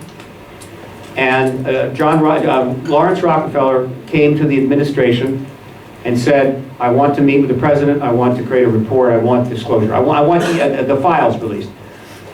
And thus began the Rockefeller Initiative. It went on for 3 years. Hillary Clinton and Bill Clinton met with Rockefeller at his ranch to discuss this. Rockefeller held a meeting at his ranch with a whole bunch of researchers to plan strategy. This was a big deal by a billionaire. And when he approached the Office of Science and Technology Policy, the same one, by the way, that issued that nice statement that I showed you earlier, right? But this was the OSTP in 1993. John Gibbons, who was the head of it then, wanted nothing to do with this. He did not want to talk about UFOs with Lawrence Rockefeller. But Lawrence Rockefeller was a friend of Hillary and Bill, and a major funder of the Democratic Party. He had no choice. So Rockefeller comes with C.B. Scott Jones, and they meet with John Gibbons. And John tries to talk him out of it. Basically, Gibbons is saying, you don't want to really do this. It's not going to go anywhere. It could be whatever. And then Lawrence says to John, he says, maybe you're right, but you know, what I'm thinking of doing is taking out a full-page ad in every American newspaper calling for the president to release all the UFO files and amnesty for witnesses to come forward. Every American newspaper. Now, I did some math on that, and I came up with a number of somewhere around $30 million. That's what it would have cost Lawrence Rockefeller to put an ad in every newspaper, full page, calling for the UFO files to be released. You know, Lawrence spends that much probably on his lawn care. And Gibbons said, oh, no, Lawrence, no, let's don't get rash here. Let's talk. Smart guy, this Lawrence Rockefeller. And so the initiative went on for 3 years. John Podesta knew about it. Bill Clinton knew about it. Hillary Clinton knew about it. Hillary Clinton was involved in it. her staff were reviewing all the documents. Al Gore knew about it. The chief of staff to Bill Clinton, Leon Panetta, knew about it. Bill Richardson knew about it. Webster Hubbell knew about it. The press didn't cover it. Didn't consider it news. Went on for 3 years. Bill Clinton could have been the disclosure president. But the military intelligence community hated Bill Clinton. First of all, the president was supposed to be H.W. Bush. George H.W. Bush. He was supposed to have won that election. He was a war hero, Air Force or Navy pilot, former director of the CIA. You get my point. But he lost for reasons that even now mystify political analysts. And so instead of the great, magnificent George H.W. Bush, they got Bill Clinton, pot-smoking, womanizing, draft-dodging Bubba from Boondocks, Arkansas. And they said, what happened?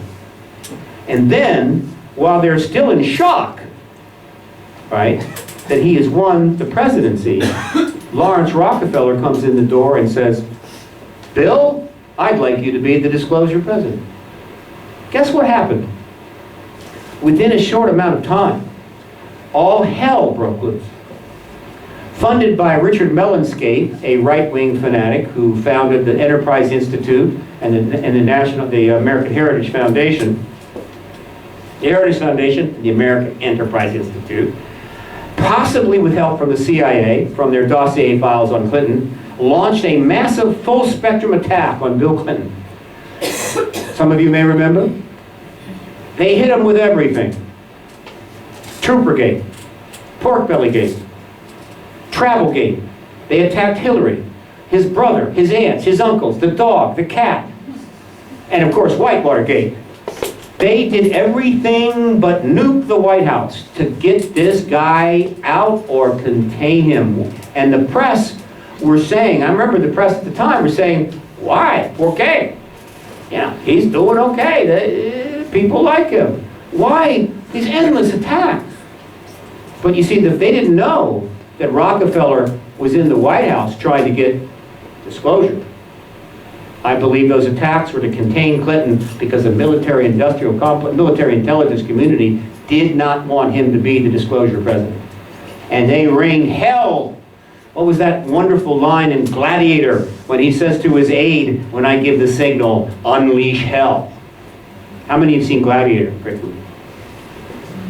So, what happened is, 4 years go by, they beat him up, but Bill Clinton, one of the great politicians of all time in the 20th century.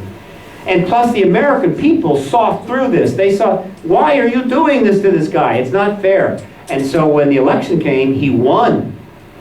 Now they have a lame duck president who's mad as hell and won't take it anymore, and he just won a second term. And guess what happened the second term? John Podesta, the guy who was involved and knew about the Rockefeller Initiative, he made John his chief of staff, the X-Files guy. And they go, no, now what? Bill Clinton is going to disclose. The Rockefeller Initiative was still going on. It didn't end until October of 1996, right? Actually, it had just finished, rather. It just finished. So what did they do? They came at him some more. They rained more hell down upon him to contain him, lest he spilled the beans. And they finally got him. They got him with Monica Lewinsky. Now, I admit, Bill deserves all the responsibility here. He would have been a great president. Instead, he was just an important president. And the reason he's not a great president is because he couldn't control this. All right? Too bad. That's the way it goes. History is not kind to your failing. And so they nailed him with Monica Lewinsky, impeached him, tied him up, they didn't convict him, and then finally, it's over. Now, he's no longer president. So now he could go public and say, there's extraterrestrials here, I wanted to tell you, but they wouldn't let me. Al Gore would probably have won the election, but Bill Clinton had a problem. and her name was Hillary Clinton. Hillary Clinton wanted to be president. Hillary Clinton really had the goods on Bill Clinton. And so if Bill had done something like talk about extraterrestrials after leaving the presidency, she would have probably written the real tell-all book, and that would have toasted him really good. So he has been locked down by her aspirations.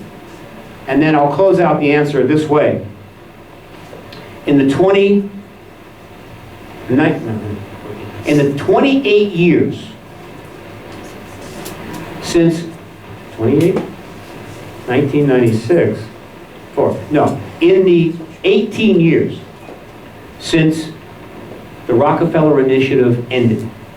And you can find, just Google Rockefeller Initiative, the documents are on the net. We have 1,000 pages of documents confirming this.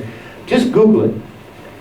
Bill Clinton, Hillary Clinton, John Podesta, Leon Panetta, Albert Gore, Bill Richardson have never said a single word publicly about it, and have never been asked a single question by any reporter about it. It was their button. Button? Guess what? There's 3 hours of testimony on the Rockefeller Initiative on its way to Congress in 2 weeks, naming names. Bill and Hillary and John and Leon and the whole crew. Next question. Wait a minute, skip, double back after we get everybody to speak. Yes, sir. So after the closure is done, it's over. It's happened. The closure. What's the ultimate goal? What's next? Oh, you mean after the other than the rest of history? Yeah. What's the future? Well, the first thing is I'm going to party. Okay, that's first. I don't know what you're going to do. I'm going to party. All right, look. Of course you're going to ask that question. I've got a whole presentation on that question. Look, the world will start changing. The internet will be on fire. Everybody will rush out and buy the biggest high-definition television they can get. They'll buy Wi-Fi if they don't have it, okay? And you will see the most intensive period of intellectual, political, social engagement in all of time. And it will be condensed into a couple of years. It will be worth the ride. I mean, I don't care what's keeping you alive. I mean, I don't know if you got 8 diseases or whatever. Hang in there. You don't want to miss this, right? If your lover leaves you, don't let it bother you. Don't take a bunch of pills. It's nothing. It's nothing, okay? Disclosure in the post-disclosure world will be worth living 1,000 lifetimes. It will be unbelievable. I can only say this, that if the public uses the power of that machine, right, that computer, if it uses the internet, which it has been given, and by the way, the presence of the internet and the computer, I think, is very important to the ET's agenda. In 1947, I assure you, they were well aware of where our technology was going to be in 50 years. They're pretty smart. So they knew that we were on the verge of a lot of things, including that. So they knew that would be available when disclosure happens. Makes sense. And so if we use that tool, if we come together, if we act collectively, if we pool our money and our resources. You know, I have people all the time complaining about big pharma, big oil, right? Big coal. You know, big pharma spends $20, $30 million on lobbyists and gets their way. Big pharma, same thing. You know how many people in the United States do not have health insurance?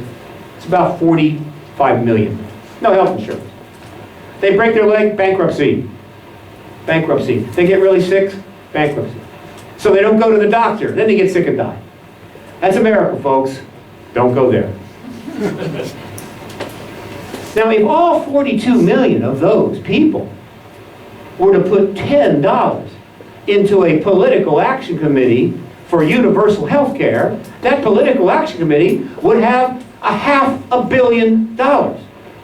And when you have $500 million, your phone calls get returned on Capitol Hill. They would be bigger than Big Pharma. Why don't they do that? Because they have been brainwashed for decades. Collectivism is evil. Socialism is evil. You are individuals. You stand alone. Corporations, on the other hand, can do all they want, have tons of money, and they are persons as well. We gave them personhood status. So and the people that are giving out this message, lobbyists are evil. They have $2,000 suits, and they do terrible things. And political action committees are evil. Don't fund them. Those very same people have 20 lobbyists and 10 political action committees. It's an incredible game. It's a total con. The great, probably one of the great issues, one of the great decisions to be made of the 21st century is this. After 10,000 years, the citizen class, for the first time, has the ability to act in massive collective fashion. And every ruling elite power, whether you're a king or a queen or a prime minister, whether you're a big oil executive or some secret society mojo, whatever, every single one of them knows it. And they know that in a sense they finally have competition and they are scared to death. And they want that internet. They want to take it from you. I guarantee it. The Pew Research Institute just issued a report saying by 2013, no, wait a minute. In 13 years, by 2017, no, by 2023, whatever the hell, the internet will be government run. That's the Pew Research Institute, nonpartisan. Well, don't let that happen. Because for the first time in history, citizens have the same power as the elite. They just don't know it yet. You have them going online, endlessly typing about how they're powerless and the Illuminati run everything, and there's powers behind the powers, and nobody knows who they are, and there's nothing we can do, and governments don't matter, and blah, blah, blah, blah. When in fact, they have massive power they choose not to use because they've been brainwashed to think it's wrong. But it's only a matter of time. It's only a matter of time. We have that on our side, which is another reason why disclosure is inevitable. Now let me give you a perfect example of power, all right? Citizen power. It's a tiny, tiny example. It's nothing. It's nothing compared to what we could do if we so choose. About a year and a half ago, 2 bills were introduced into the United States Congress, one in the Senate, one in the House. One was called PIPA and one was called SOPA. And I don't know what they stood for, and I don't care. The point is that both bills were designed to, how would you say, improve the internet, make it better, primarily by assaulting net neutrality. And these bills just kind of worked their way through, given everything else that's happened. You know, America is always starting a war every couple of months. That's what we do, that's how we roll. It was not a lot of focus on PIPA and SOPA until the bills were about to come out of, essentially come up for committee vote. In other words, the committee vote to send them to the floor of the House, which would allow them to be voted on and perhaps passed. At which time, and this was intentional, in other words, you're going to focus people, focus them at the moment of crisis. Don't go to them a year ahead because they don't want to hear about it. A number of companies made an announcement in the United States that in protest of PIPA and SOPA, sounds like 2 sorority girls, you know? PIPA and SOPA went out, for a beer one night. No, PIPA and SOPA, we are going black. Our website will go black on a particular day. And they did. On the day of the protest, I think a few days, maybe 4 days before the bills were to be voted on in committee, these company sites, these are mostly internet type companies, went black. Except for Google. Google, of course, is huge. Google didn't go completely black. They blackened out the top page. And at the bottom, they said, if you oppose these 2 bills, click here and go sign the petition against these bills. Within 4 hours, 7 million people signed that petition. By the next morning, the sponsors of both bills withdrew the bills from both, and they were dead within 48 hours. Ultimately, I think 12, 15 million people, but it doesn't matter. Now, they're trying to bring the bills back, you understand. Okay. That's nothing. That is absolutely nothing. With the right focus, you could put 100 million signatures on a petition because the web has no limits. Are we doing that yet? Not yet. But we can.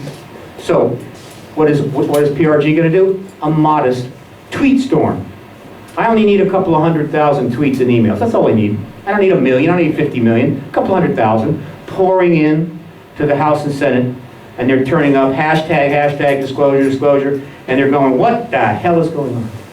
It's a simple little application. Now, if I got 15 million tweets and emails, I'll tell you, things would really heat up in Washington. Am I counting on that? No.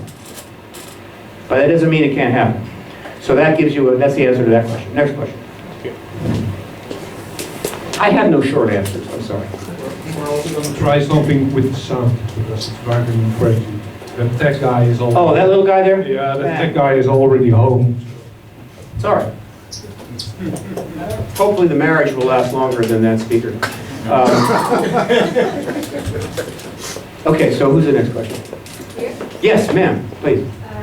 Close. You are quite sure that there's no negative Hmm. I'm not. I'm not. And there are stories about, say, negative ETs Sure.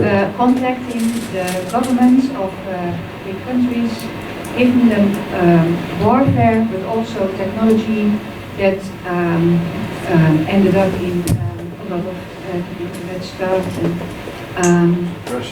a lot of technology that's very, very much advanced. So, can you say Sure. something about that? Well, there are a number of exopolitical questions that are important.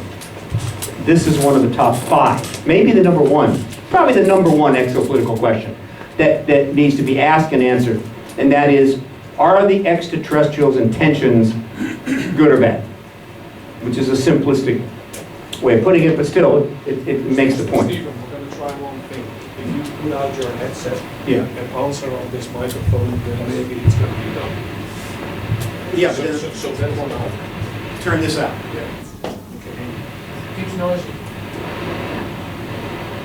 Okay, I'm turning this off. Stays noisy.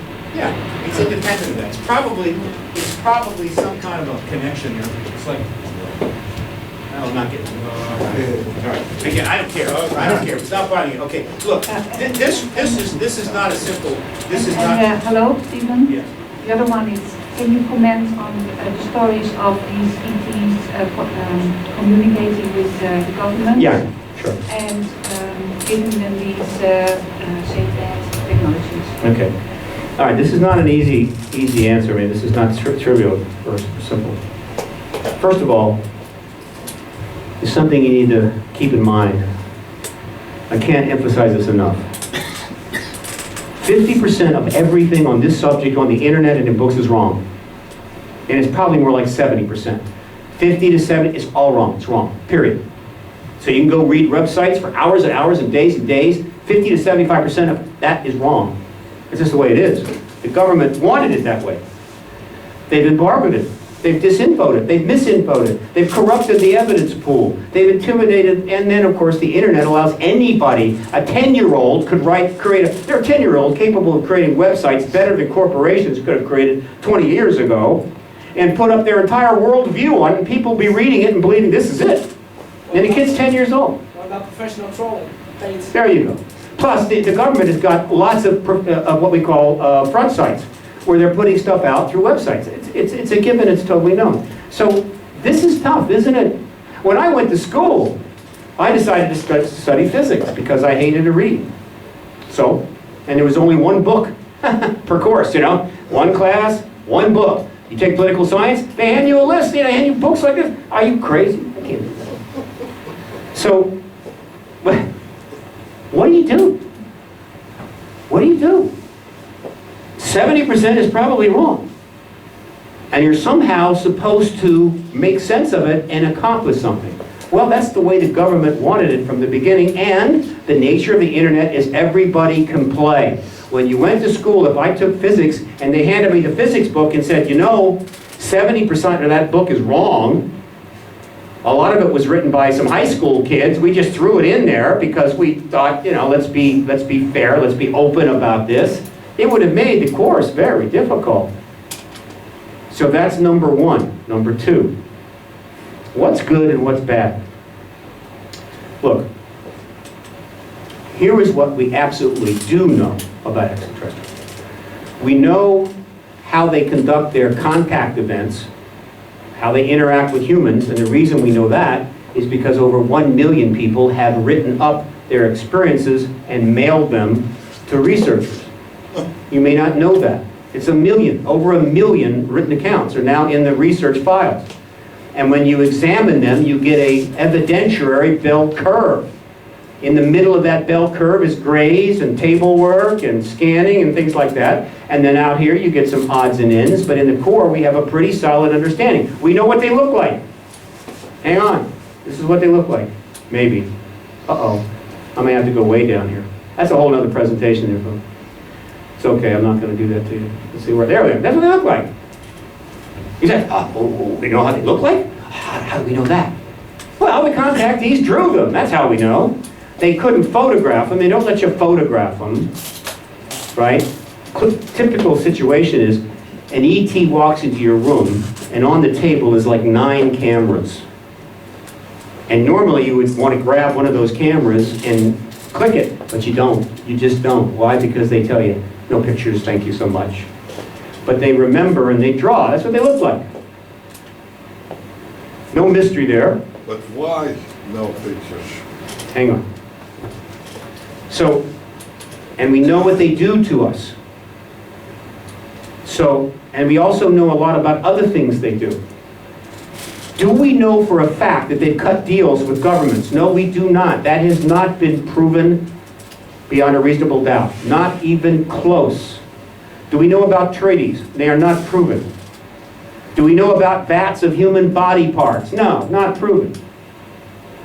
So my suggestion is to stick with as close to the facts, as close to the hard stuff as you can, and for God's sakes, do not take anything on the internet or even in books as gospel fact. It will take a lot of time and a lot of effort. Even after years of this, it is not easy for me to be able to say, this sounds good, this makes sense, this is a load of crap. It's not that easy. It's very difficult. Now, here's what they do. They take you from your bed and they bring you back. Humans will come and take you from your bed. They don't bring you back. Okay?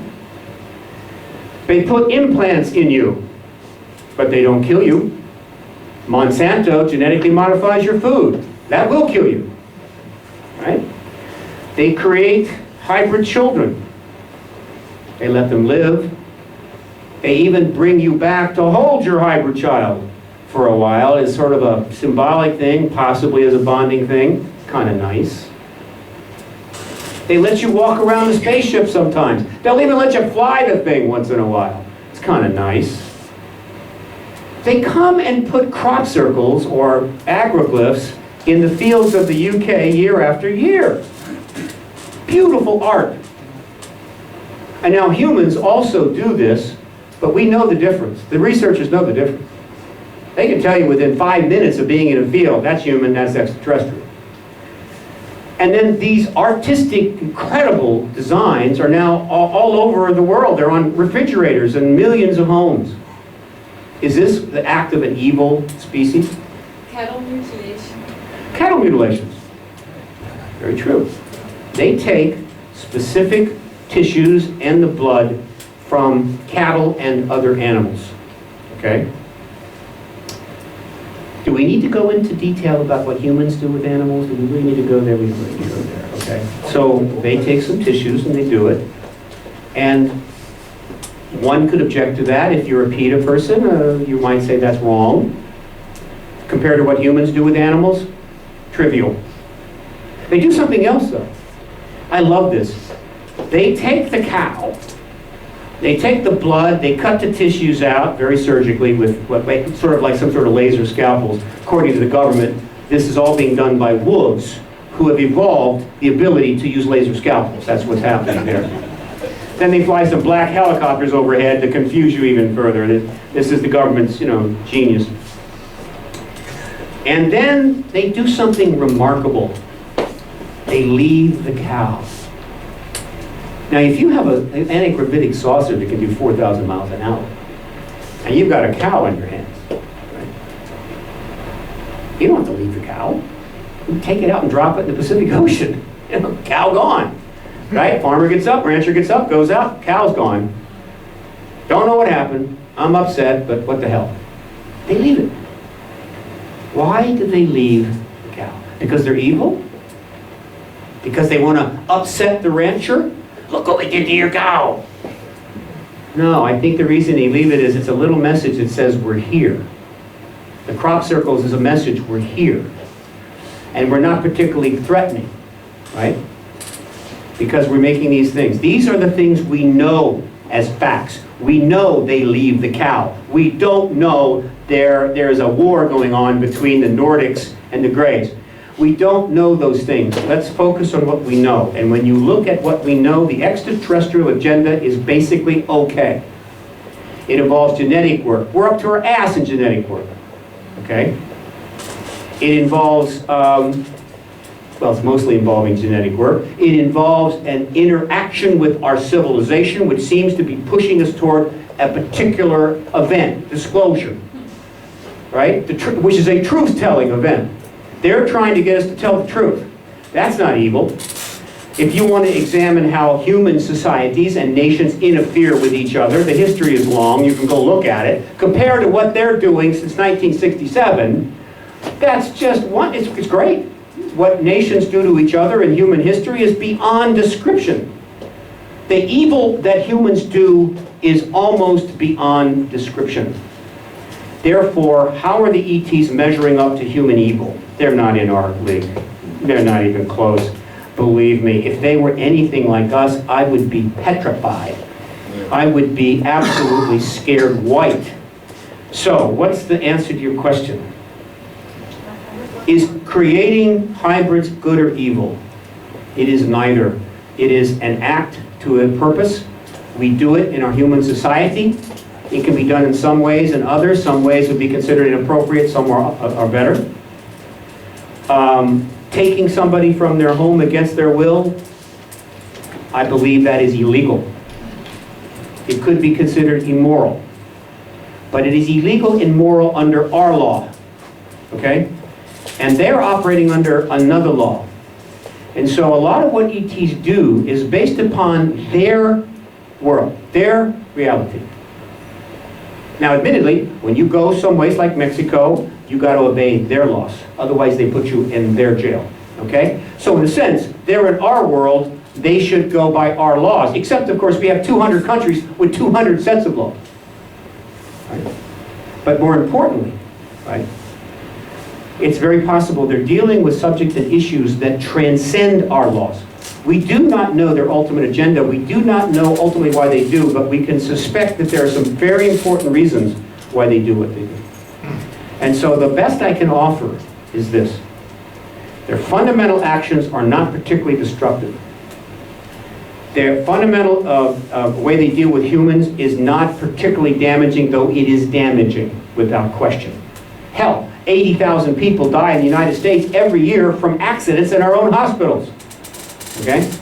So, there are casualties. They have a large-scale agenda. They're pushing disclosure. And that's about it. So, are they good or are they evil? They are neither. They are extraterrestrial. They are doing their business. And it is my view that ultimately, when we know the full scope of what they're doing, we will be generally comfortable with it. We may not like all of it, but we will be comfortable with it. So, why am I spending time on this?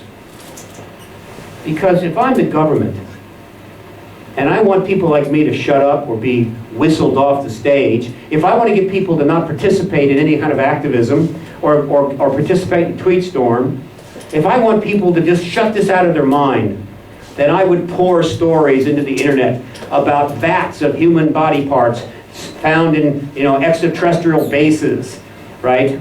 And all manner of evil that ETs are doing in order to shut the human race down. So that's the problem.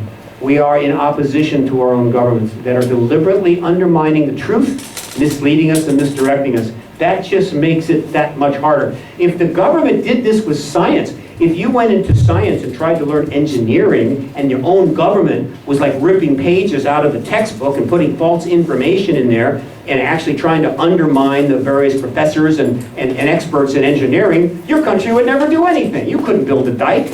Not a chance. The whole thing would fall apart in 5 minutes. Right? So thank God government doesn't do that all the time.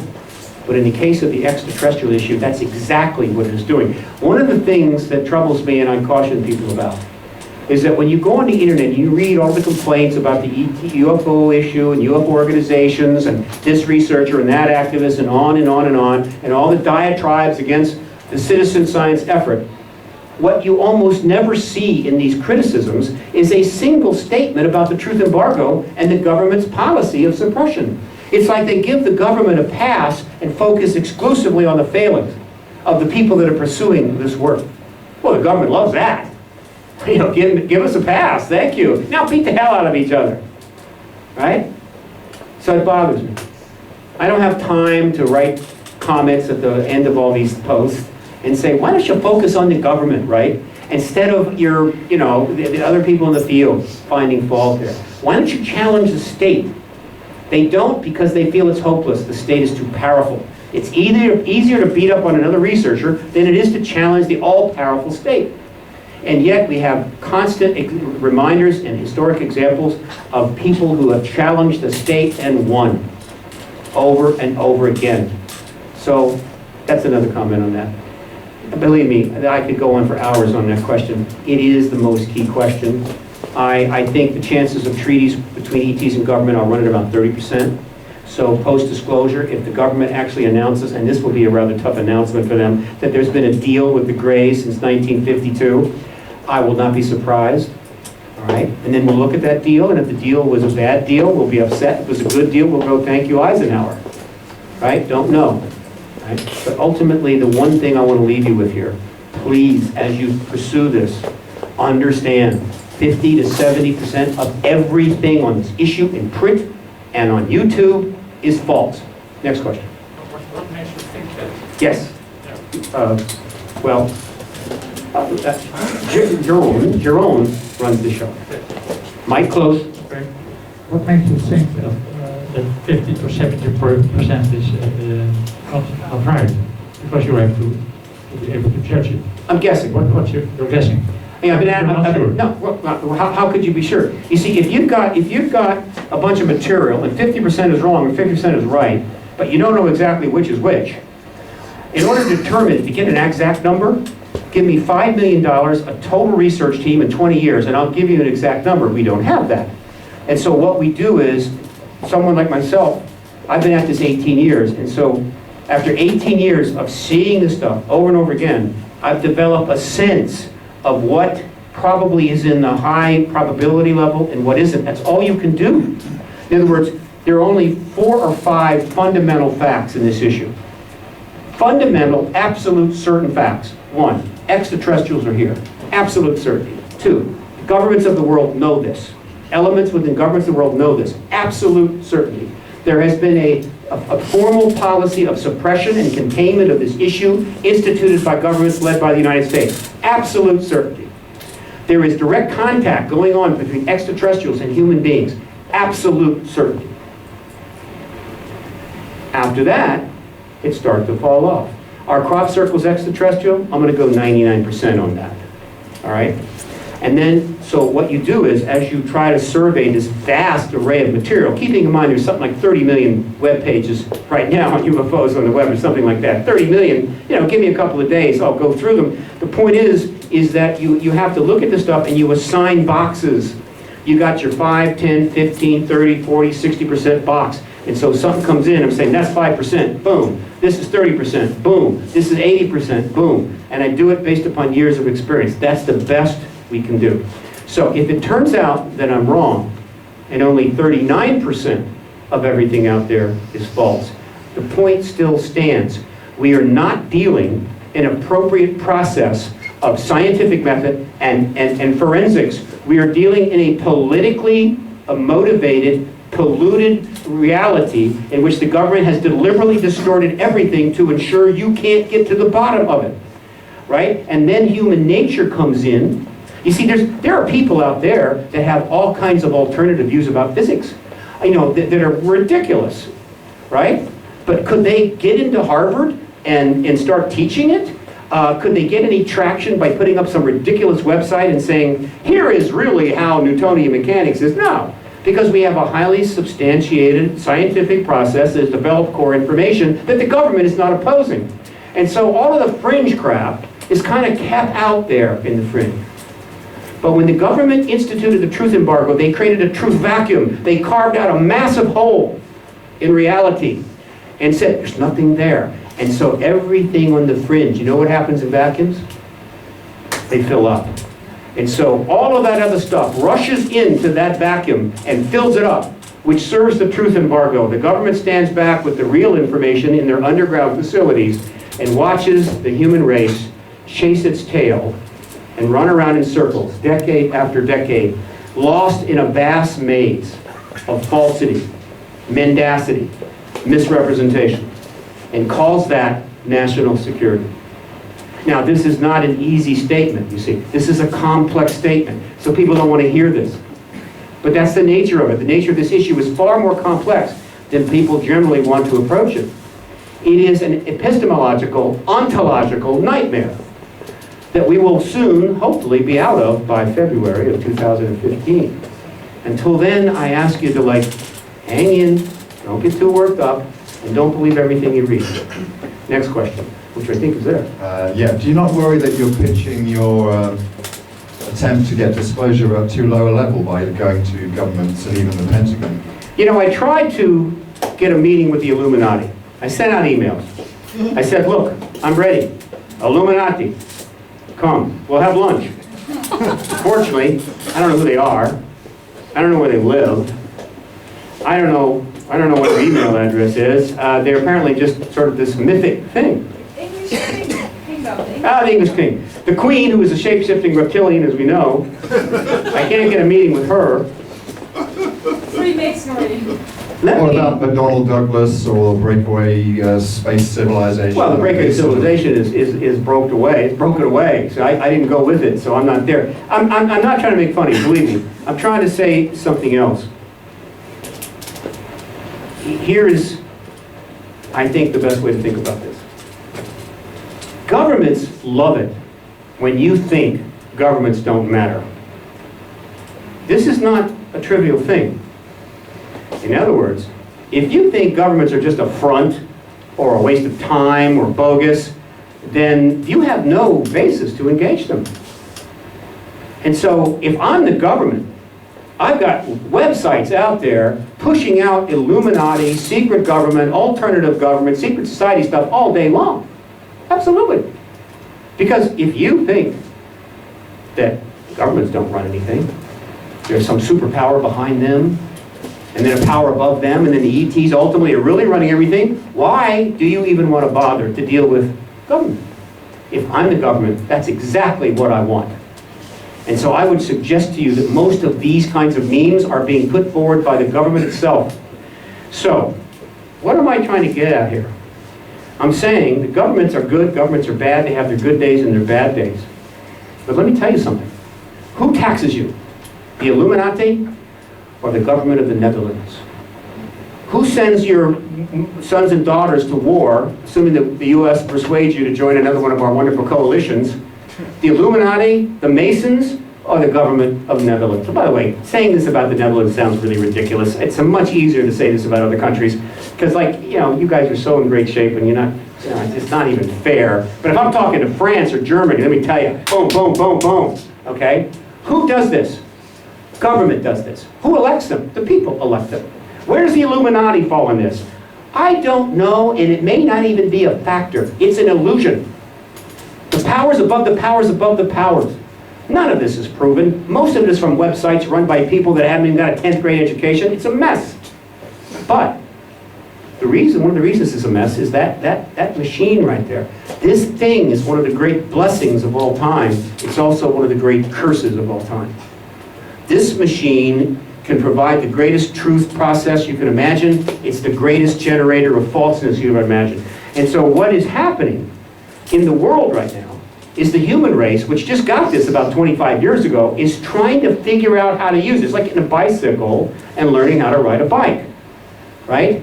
Suddenly they put the computer in front of us, and then they put the internet in front of us, and then most of us called tech support. You know, we never went to school. We called tech support for like 10 years. Drove them all crazy, trying to figure out how to use it. We're just in the early stages. And so we haven't figured out how to use that technology to get where we want to go, to challenge the state, to act collectively, to sort truth from fiction. It's the Wild West, but it's okay. We will figure it out. The trouble is we don't have a lot of time. One of the problems we face right now is we don't have 90 years to work the internet. We don't have 500 years to evolve our consciousness and become better people so the world gets better. We don't have that time. That ship sailed a long time ago. We're probably in the last 20 years. So unless there's some sort of massive epiphany and everybody decides to go to a higher level, we're pretty much screwed. Except for one wonderful thing. Disclosure. Disclosure is the most powerful, world-changing incident that anyone could even imagine. It's beyond anything. People say, no. The most profound event in human history was the birth of Christ. I'm not going to argue with that. I'm definitely not going to argue with that. That's okay. But I would suggest this. If you consider profundity and base it on how much impact it has, how soon it has over the largest number of people, let's look at Christianity. In the very first, how would you say, years of Christianity, a couple of thousand people were involved, if that, right? It took 800 years for Christianity to convert the Roman Empire. It took 2,000 years to get where it is today. It was slow, and it involved a narrow range of people. Profound, certainly if Jesus was the Son of God, that's big stuff. Of course, there's a lot of other religions out there that don't believe that. In fact, 75% of the world's people don't believe it. But the extraterrestrial issue, when that announcement comes, it won't take 800 years to affect society. It will start impacting it within 8 minutes. And it won't take 100 years for people to find out about it. Within a week, 98% of everybody living on the planet will know about it. And the implications are instantaneous. That's why it's the most profound event in human history. That is why it has the power to transcend our current dilemmas and produce solutions in a short amount of time. In the post-disclosure world, I like to say all things are possible again. We now live in a world, not necessarily the Netherlands, come to the US, you want to feel my pain. We now live in a world where nothing seems possible, right? You know, we can't even cure disease. We got a cancer epidemic, we can't cure it. We got an Ebola epidemic emerging out of Africa, and everybody's going, it's ahead of us, got away from us. We don't have enough medical equipment. I said, what, you just spent $4 trillion on Iraq war and an Afghanistan war, you don't have some money for some medical equipment? Nothing seems possible anymore. The world is being turned upside down by a bunch of guys wearing black pajamas driving around in pickup trucks. And they've got most of the developed world up, pulling their hair out, going, oh my God, what are we going to do? That's not the post-disclosure world. In the post-disclosure world, all things become possible. Anti-gravitic technology comes out. Ground state field technology may very well come out. The possibility of star travel within a few years comes out. The possibility of political alignment with extraterrestrials comes out. That is a world where all things are possible. And so that's my, carrot that I want to hang out there for people. Get this done and see what happens. Yes, microphone.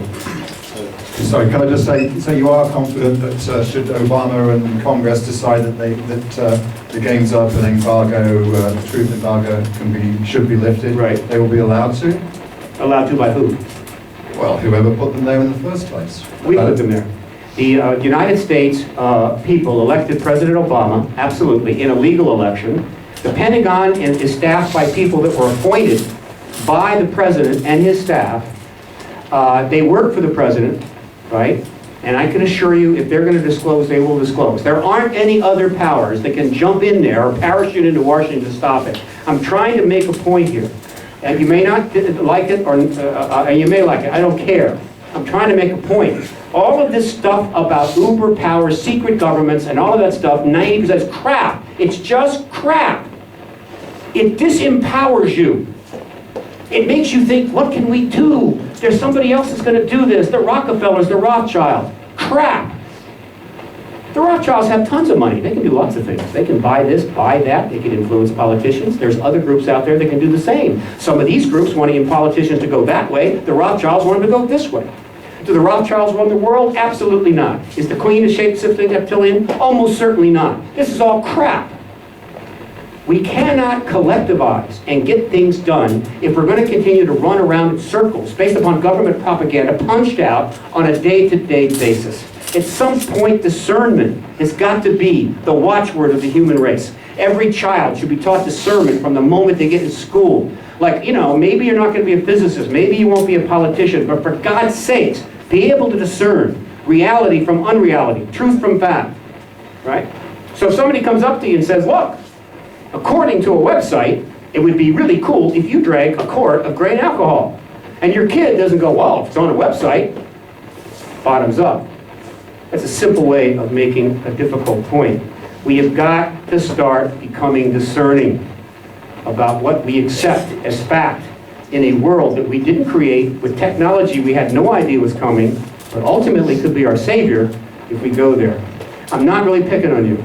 Believe me, I'm aware of your issues. I'd love you to convince me, I'm just not at the moment. But I can't convince you. There's no way I convince you. No, Right? There's no way I of course convince you can. But I'm trying to point out something that is larger than whether this particular thing is true or not. I'm just saying that the answer to your question, as far as I'm concerned, is that no one can intervene to prevent disclosure if the President and the Pentagon decide that they want to do it. No one. There's nobody there that could do it. Not the oil companies, not the Rothschilds.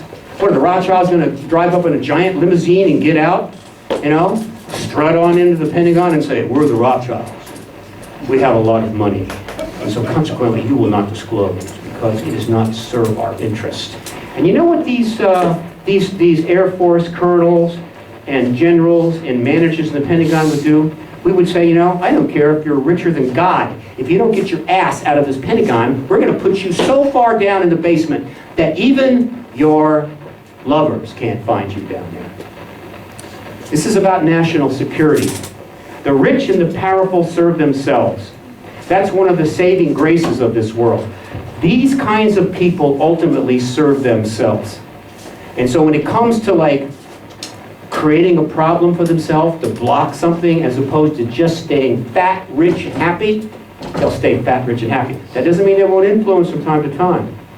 But again, there's 200 nations, 200 social contracts, 200 governments. Elections are held all the time. We have enormous power. We have just been convinced that we don't. Next question. Assuming we have time. No? Yeah. We have time. Yeah, we got time. I show 524. To back up this gentleman a little bit, and I would like you to address that. By the way, one of the reasons I tend to get a little hyper sometimes and do this is not because I'm trying to show off for you or trying to make somebody comfortable. It's because of that camera. I want it on camera. In other words, I do what I do for YouTube, right? You know, it's for YouTube. So if I get a little tense, it's like, oh, he's getting upset with me. No. YouTube, baby. I want this out there. Because that audience, you know, hasn't asked a question. They're just watching going, you know, what's going on? And then boom, I hit them with that, and maybe they think, next. Because I agree, the power is with the people and the Rothschilds and that whole breakaway civilization that I'm not a supporter of. What I think is a reality really doesn't matter if we decide different. But Stephen, the political power, especially in the US, is corporate funded. That is not a big secret. Of course, it's not a secret. The campaigns and the money that goes into that are run by corporate interest. Correct. And there's a return on that corporate Correct. interest. Right. So to say that the people voted Obama or which other president in, and that there's not a bigger power above that political aspect, I think that's a bit short-sighted, because there are corporate interests above that. But let's comment on that. Okay, first of all, let's stop using this above thing. You know, it's like they're hanging in space up there, you know, looking down, going, we're going to do this. They're in the mix. They're not above anything. They're in the mix. They get up in the morning and they put their pants on just like you do. They're not angels floating around in the sky with superpowers, right? The wealthiest man in the world gets jock itch, all right? Trust me. Okay, having said that, here's the thing. The American people go to the polls and they vote on a politician. They know already in advance that the corporations are able, under the Citizens United law and some other ridiculous laws we passed, to put vast sums of money into the election process. They run the ads, right? For those that are not discerning people, they just sit there on the TV and on comes 500 ads saying vote for this guy, and they go, I must vote for this guy. But we know they do that. We know that the problems with the 504 law. We know that people can now donate to organizations and be anonymous. We know all of that. There's nothing secret or hidden about this. And so when we go to the polls, we vote for so-and-so, knowing that the influence is there. That is not what people are having a problem with. That's not what I'm having a problem with. You know, here's why. What is known can be fixed. What is secret cannot be fixed. That is the biggest problem with secrecy. That's why I show this film of Kennedy over and over and over again. The reason it's so important is because secrecy is a killer modality. There's two kinds of cancerous tumors you can get. Those you know about and those you don't. Guess what happens when you have a tumor you don't know about? You're in deep, deep trouble. You have no chance. And so consequently, let's look at the election process. The personhood status given to the corporations of the United States under some ridiculous act, I think it was 1869 or whatever the hell, you can Google it and find out. One of the stupidest laws ever passed. It says a corporation is a person. You can't marry a corporation, right? But nevertheless, it's a person. That was an act of Congress that could be undone with a single act of Congress. We could mount an internet campaign in the United States with $100 million, which would hardly be anything at all. Since the number of people that hate this law is huge, we're talking $2 a person, and we could go to Congress and force them under enormous pressure to pass an act which ends personhood status for corporations. Overnight, that means they lose all of their status under Citizens United, and they no longer can pump money into the elections, and so most of their economic power is stripped away in the political process. We could do it like that in 6 months or less. So, where's the hidden secret hand? Where's the uber power? Where's the hidden civilization that's stopping this? It's right in front of us. In most cases, that is in fact the way it is. So that's not a problem for me. Right? Now, if there are secret forces going on, that's a problem. But let them be real secret forces. I know there's a secret government. I mean, not a secret. I know there is a secret empire. I know that there's underground facilities. I know we have vast unacknowledged special access programs. I know we have vast classified programs. I know we have ETs that we've autopsied, and we have living ETs from time to time. I know we have craft in these facilities. That we know. And it's secret, and it's a major problem. However, I can assure you that the scientists working on those saucers down in the underground labs or interrogating some poor ET that we picked up in a crash are not influencing our elections.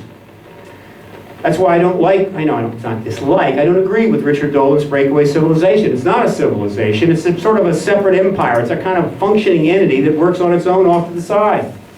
It's not like the secret world of the national security complex when the elections come up, say, okay, let's get a couple of thousand of our people up there and let's start suppressing the vote. So yeah, there's secrecy, and that's a problem. But we don't want to create secret stuff that doesn't exist. Let's focus on the secret stuff we know is secret, right? Which is the point that I would launch into my Donald Rumsfeld known knowns, known unknowns, unknown unknowns, unknown known unknown speech, but I'm not going to do that. You don't know that. That's an American inside deal. Sorry about that. It was, back in 2002, and he pulled that nonsense. Okay, next question. Well, you already answered my question, actually. I love it when I do that. Well, you said, well, after the disclosure, people will have anti-gravity devices. Anti-gravitics, absolutely. Yeah, would be a possibility after the disclosure, but 50 years ago, there was this guy, Otis Carr, who had this saucer company in America. Yeah. I don't know if you know the story, but he openly invented anti-gravity. And it's like 50 years ago, so... What happened, by the way, what happened to him, do you know? I forget, what happened to Otis? Yeah, they broke down his company, the government shut down his company. One of the key aspects of the truth embargo is that any technology that has ET implications is squelched, right? Because if it were to allow to develop more, it would put pressure on the truth embargo. So they buy up the patents, they intimidate the inventors and things like that. They've been doing that for years. Tesla was primarily suppressed for economic reasons, not for political reasons, right? They wanted AC/DC current because they make a hell of a lot more money on it, and so they suppressed it. But it's still kind of the same thing. So the U.S. has been suppressing technologies for decades now. And yes, we have our own saucers, and yes, post-disclosure, we will learn about that, and anti-gravitics will become part of our world within a short amount of time. Why? Why would it change? Why would anti-gravitics change? No, why would disclosure change the anti-gravitics? Why? Because when disclosure happens, it doesn't happen in a vacuum.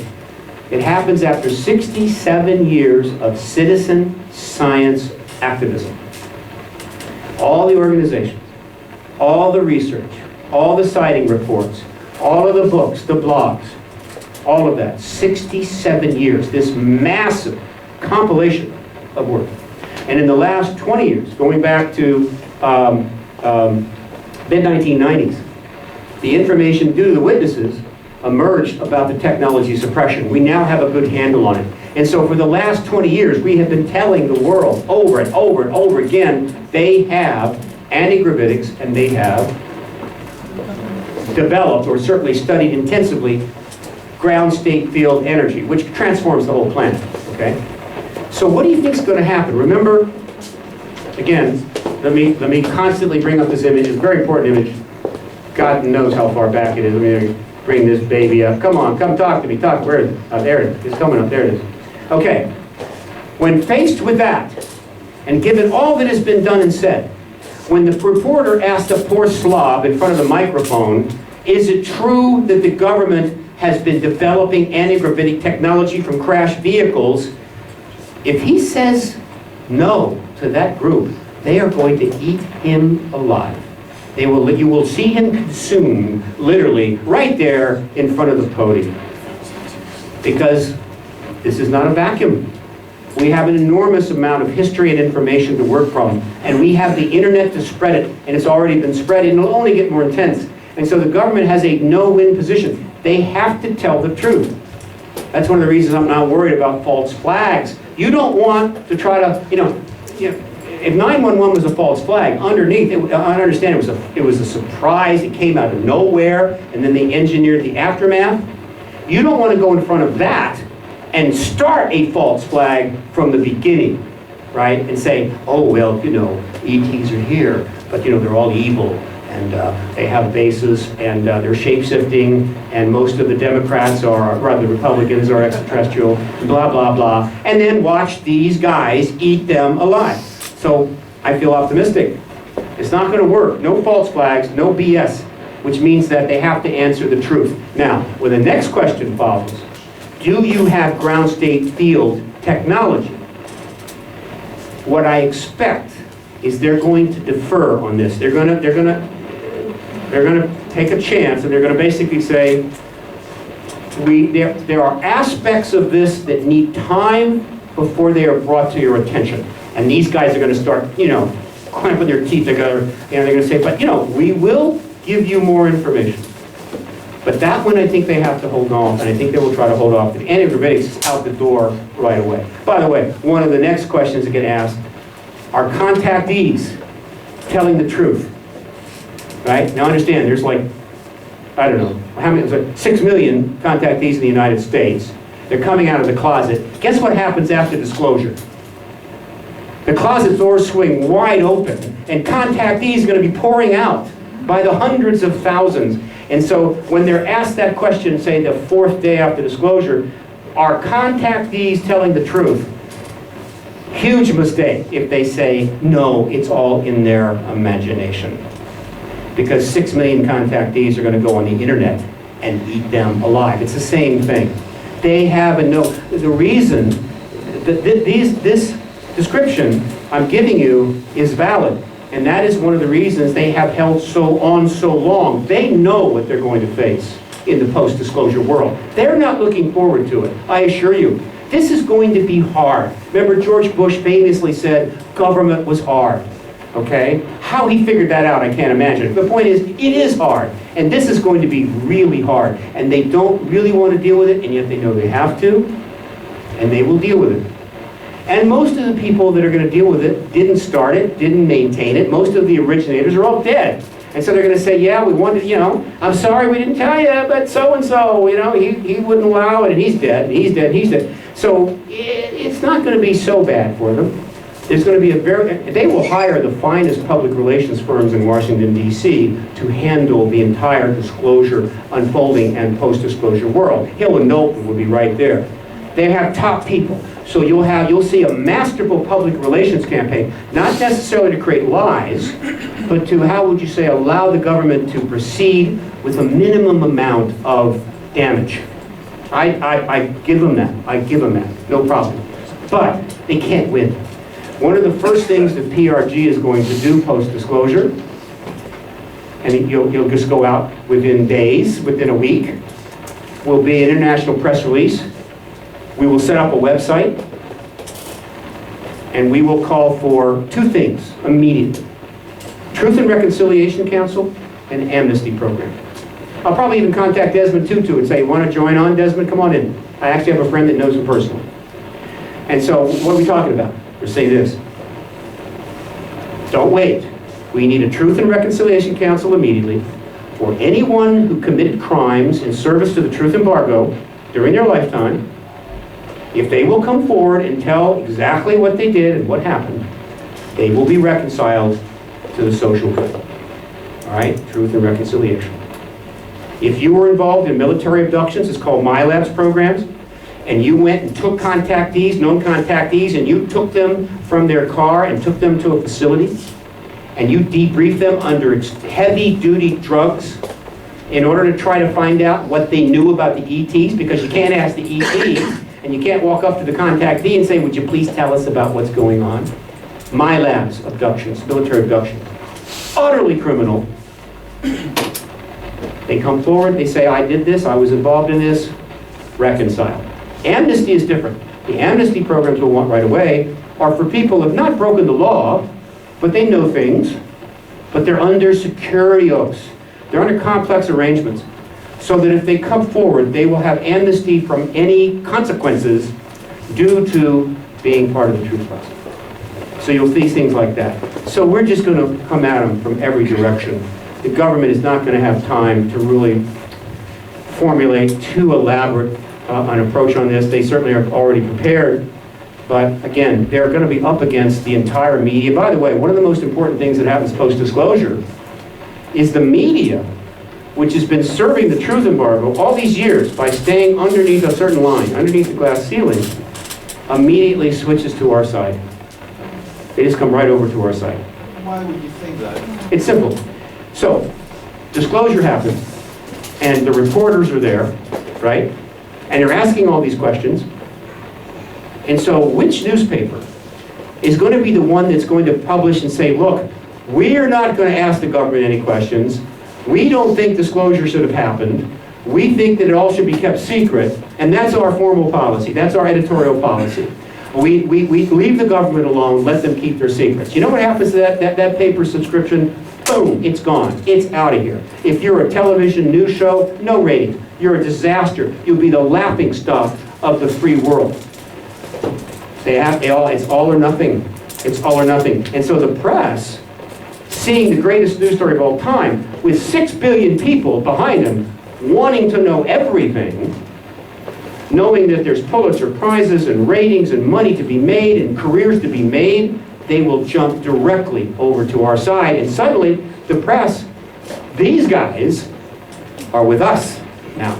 And now that poor little press spokesperson for the White House is facing that, and that is on our side. Plus all the millions of bloggers that we have on our side, and anonymous, and the Edward Snowdens in the wings, and Julian Assange, who will undoubtedly be freed from the Ecuadorian embassy post-disclosure and allowed to return to his life, right? Sweden has got a lot to explain there. Sweden has got a lot of bad karma out of that. That's totally done to serve the United States, because the United States got Sweden by the short hairs. I feel bad for Sweden. So it's such a great country, it's such a shame. Anyway, he'll be freed up. They can't win. Post-disclosure, they cannot win, and they know it, and that's why they held off so long. Next question. Yes. So you told us about the tweet storm. Tweet storm. How can we help? Will there be any instructions or a plan? You will learn about this, the launch of this, one way or another. You'll either get an email from me, you'll see it on the internet, you'll see it in the news. The moment, but I'm going to tell you right now it's about 80% sure that this thing is going to launch right around November the 1st. That means that the DVDs will be shipped November the 1st, in order to arrive after the election. The tweet storm is going to start right about there. So the moment you learn about it, you'll want to go, and I'll put up the links and everything. You're going to want to go, so I got it here, no, it's up here. You're going to want to go to that website. It's called factsonwashington.org. And I may change it. I may change it to tweetonwashington.org, whatever. The point is, you go there, and what you'll find is all the links for all the Twitter addresses of the House and Senate of the United States, as well as the email form pages. You just click on a link, and then you can just go find them all. And then you can send all the tweets and emails you want to send. You could make up an email, and then paste and copy it to every one of the House and Senate. You could send a tweet and do the same thing. Then take a break, wait a couple of days, do it again. Change the wording, whatever you want. Send all you want, make it a hobby. Pour them in, they can't tell the difference. When thousands of tweets and emails are coming in, they can't tell, oh, that's the same guy that tweeted me on Monday. You know, that's a double. No, they can't tell. It's raining tweets. When it's raining, can you tell the difference between the raindrops? You can't. So the moment you learn that this is launched, go to that website, which I will have the links up and everything else, and do the tweets and emails at your discretion. And we want them to continue all the way through November and possibly into December. After that, we may not need them. Last two questions. Okay. What do you think the implications are on the wars which are going on in the world now? Wonderful question. One of the great questions. I believe that ultimately the intention of the extraterrestrials is to create this transition to post-disclosure and ultimately open contact. And one of the key reasons they're doing it is because the human race is not able to deal with the technological and ecological realities because we're overwhelmed now. We're like a 13-year-old kid that's just overwhelmed, and mommy and daddy has got to help out. Otherwise, the kid's going to go to jail or kill himself. And so what we're ultimately looking for, and we're going to get to, I believe, is a world without war and a world without want. This is a good phrase. I use it a lot. A world without war or want. Is that utopia? No, it is not. It is not utopia. Trust me. Tons of bad things will happen in a world without war, without want. What do I mean by that? What I mean by that is no more wars. Okay? Big, small, whatever. right? So in the post-disclosure world, certainly the post-contact world, if the Prime Minister of England thinks it's a good idea to send the British Navy down to a rock in the South Atlantic and have a war over the Falklands Islands, most of the British people would say, are you out of your frigging mind? Okay? You're not sending any of my sons and daughters down to fight an idiotic war over a rock in the South Atlantic Ocean. Same thing with wars in the Middle East. There will be a wholesale rejection of this. Why? Because we have bigger things on our table for the first time in the history of the human race. Bigger than war, which of course is the principal activity of the male of the species. Making war is our principal activity. If you look in history, that's pretty much it. Even after we got cable, we continue to make war, right? The man makes war. That's what he does. That has to stop. Women don't want war, trust me. They don't want war, but they keep getting it anyway because that's how we roll. Post-disclosure, the whole concept becomes ludicrous, all right? And so if you're out there trying to recruit more people to join ISIS so that you can create an idiotic caliphate that stretches all the way to Portugal, and you've just learned there's extraterrestrial civilizations out there and maybe spanning the entire galaxy, and you could have star travel in a couple of years, you're going to have a lot more trouble getting people to sign up. They're going to be saying, caliphate to what? Why? What's the point? Do you think these civilizations could give a damn about your stupid-ass caliphate? I don't think so.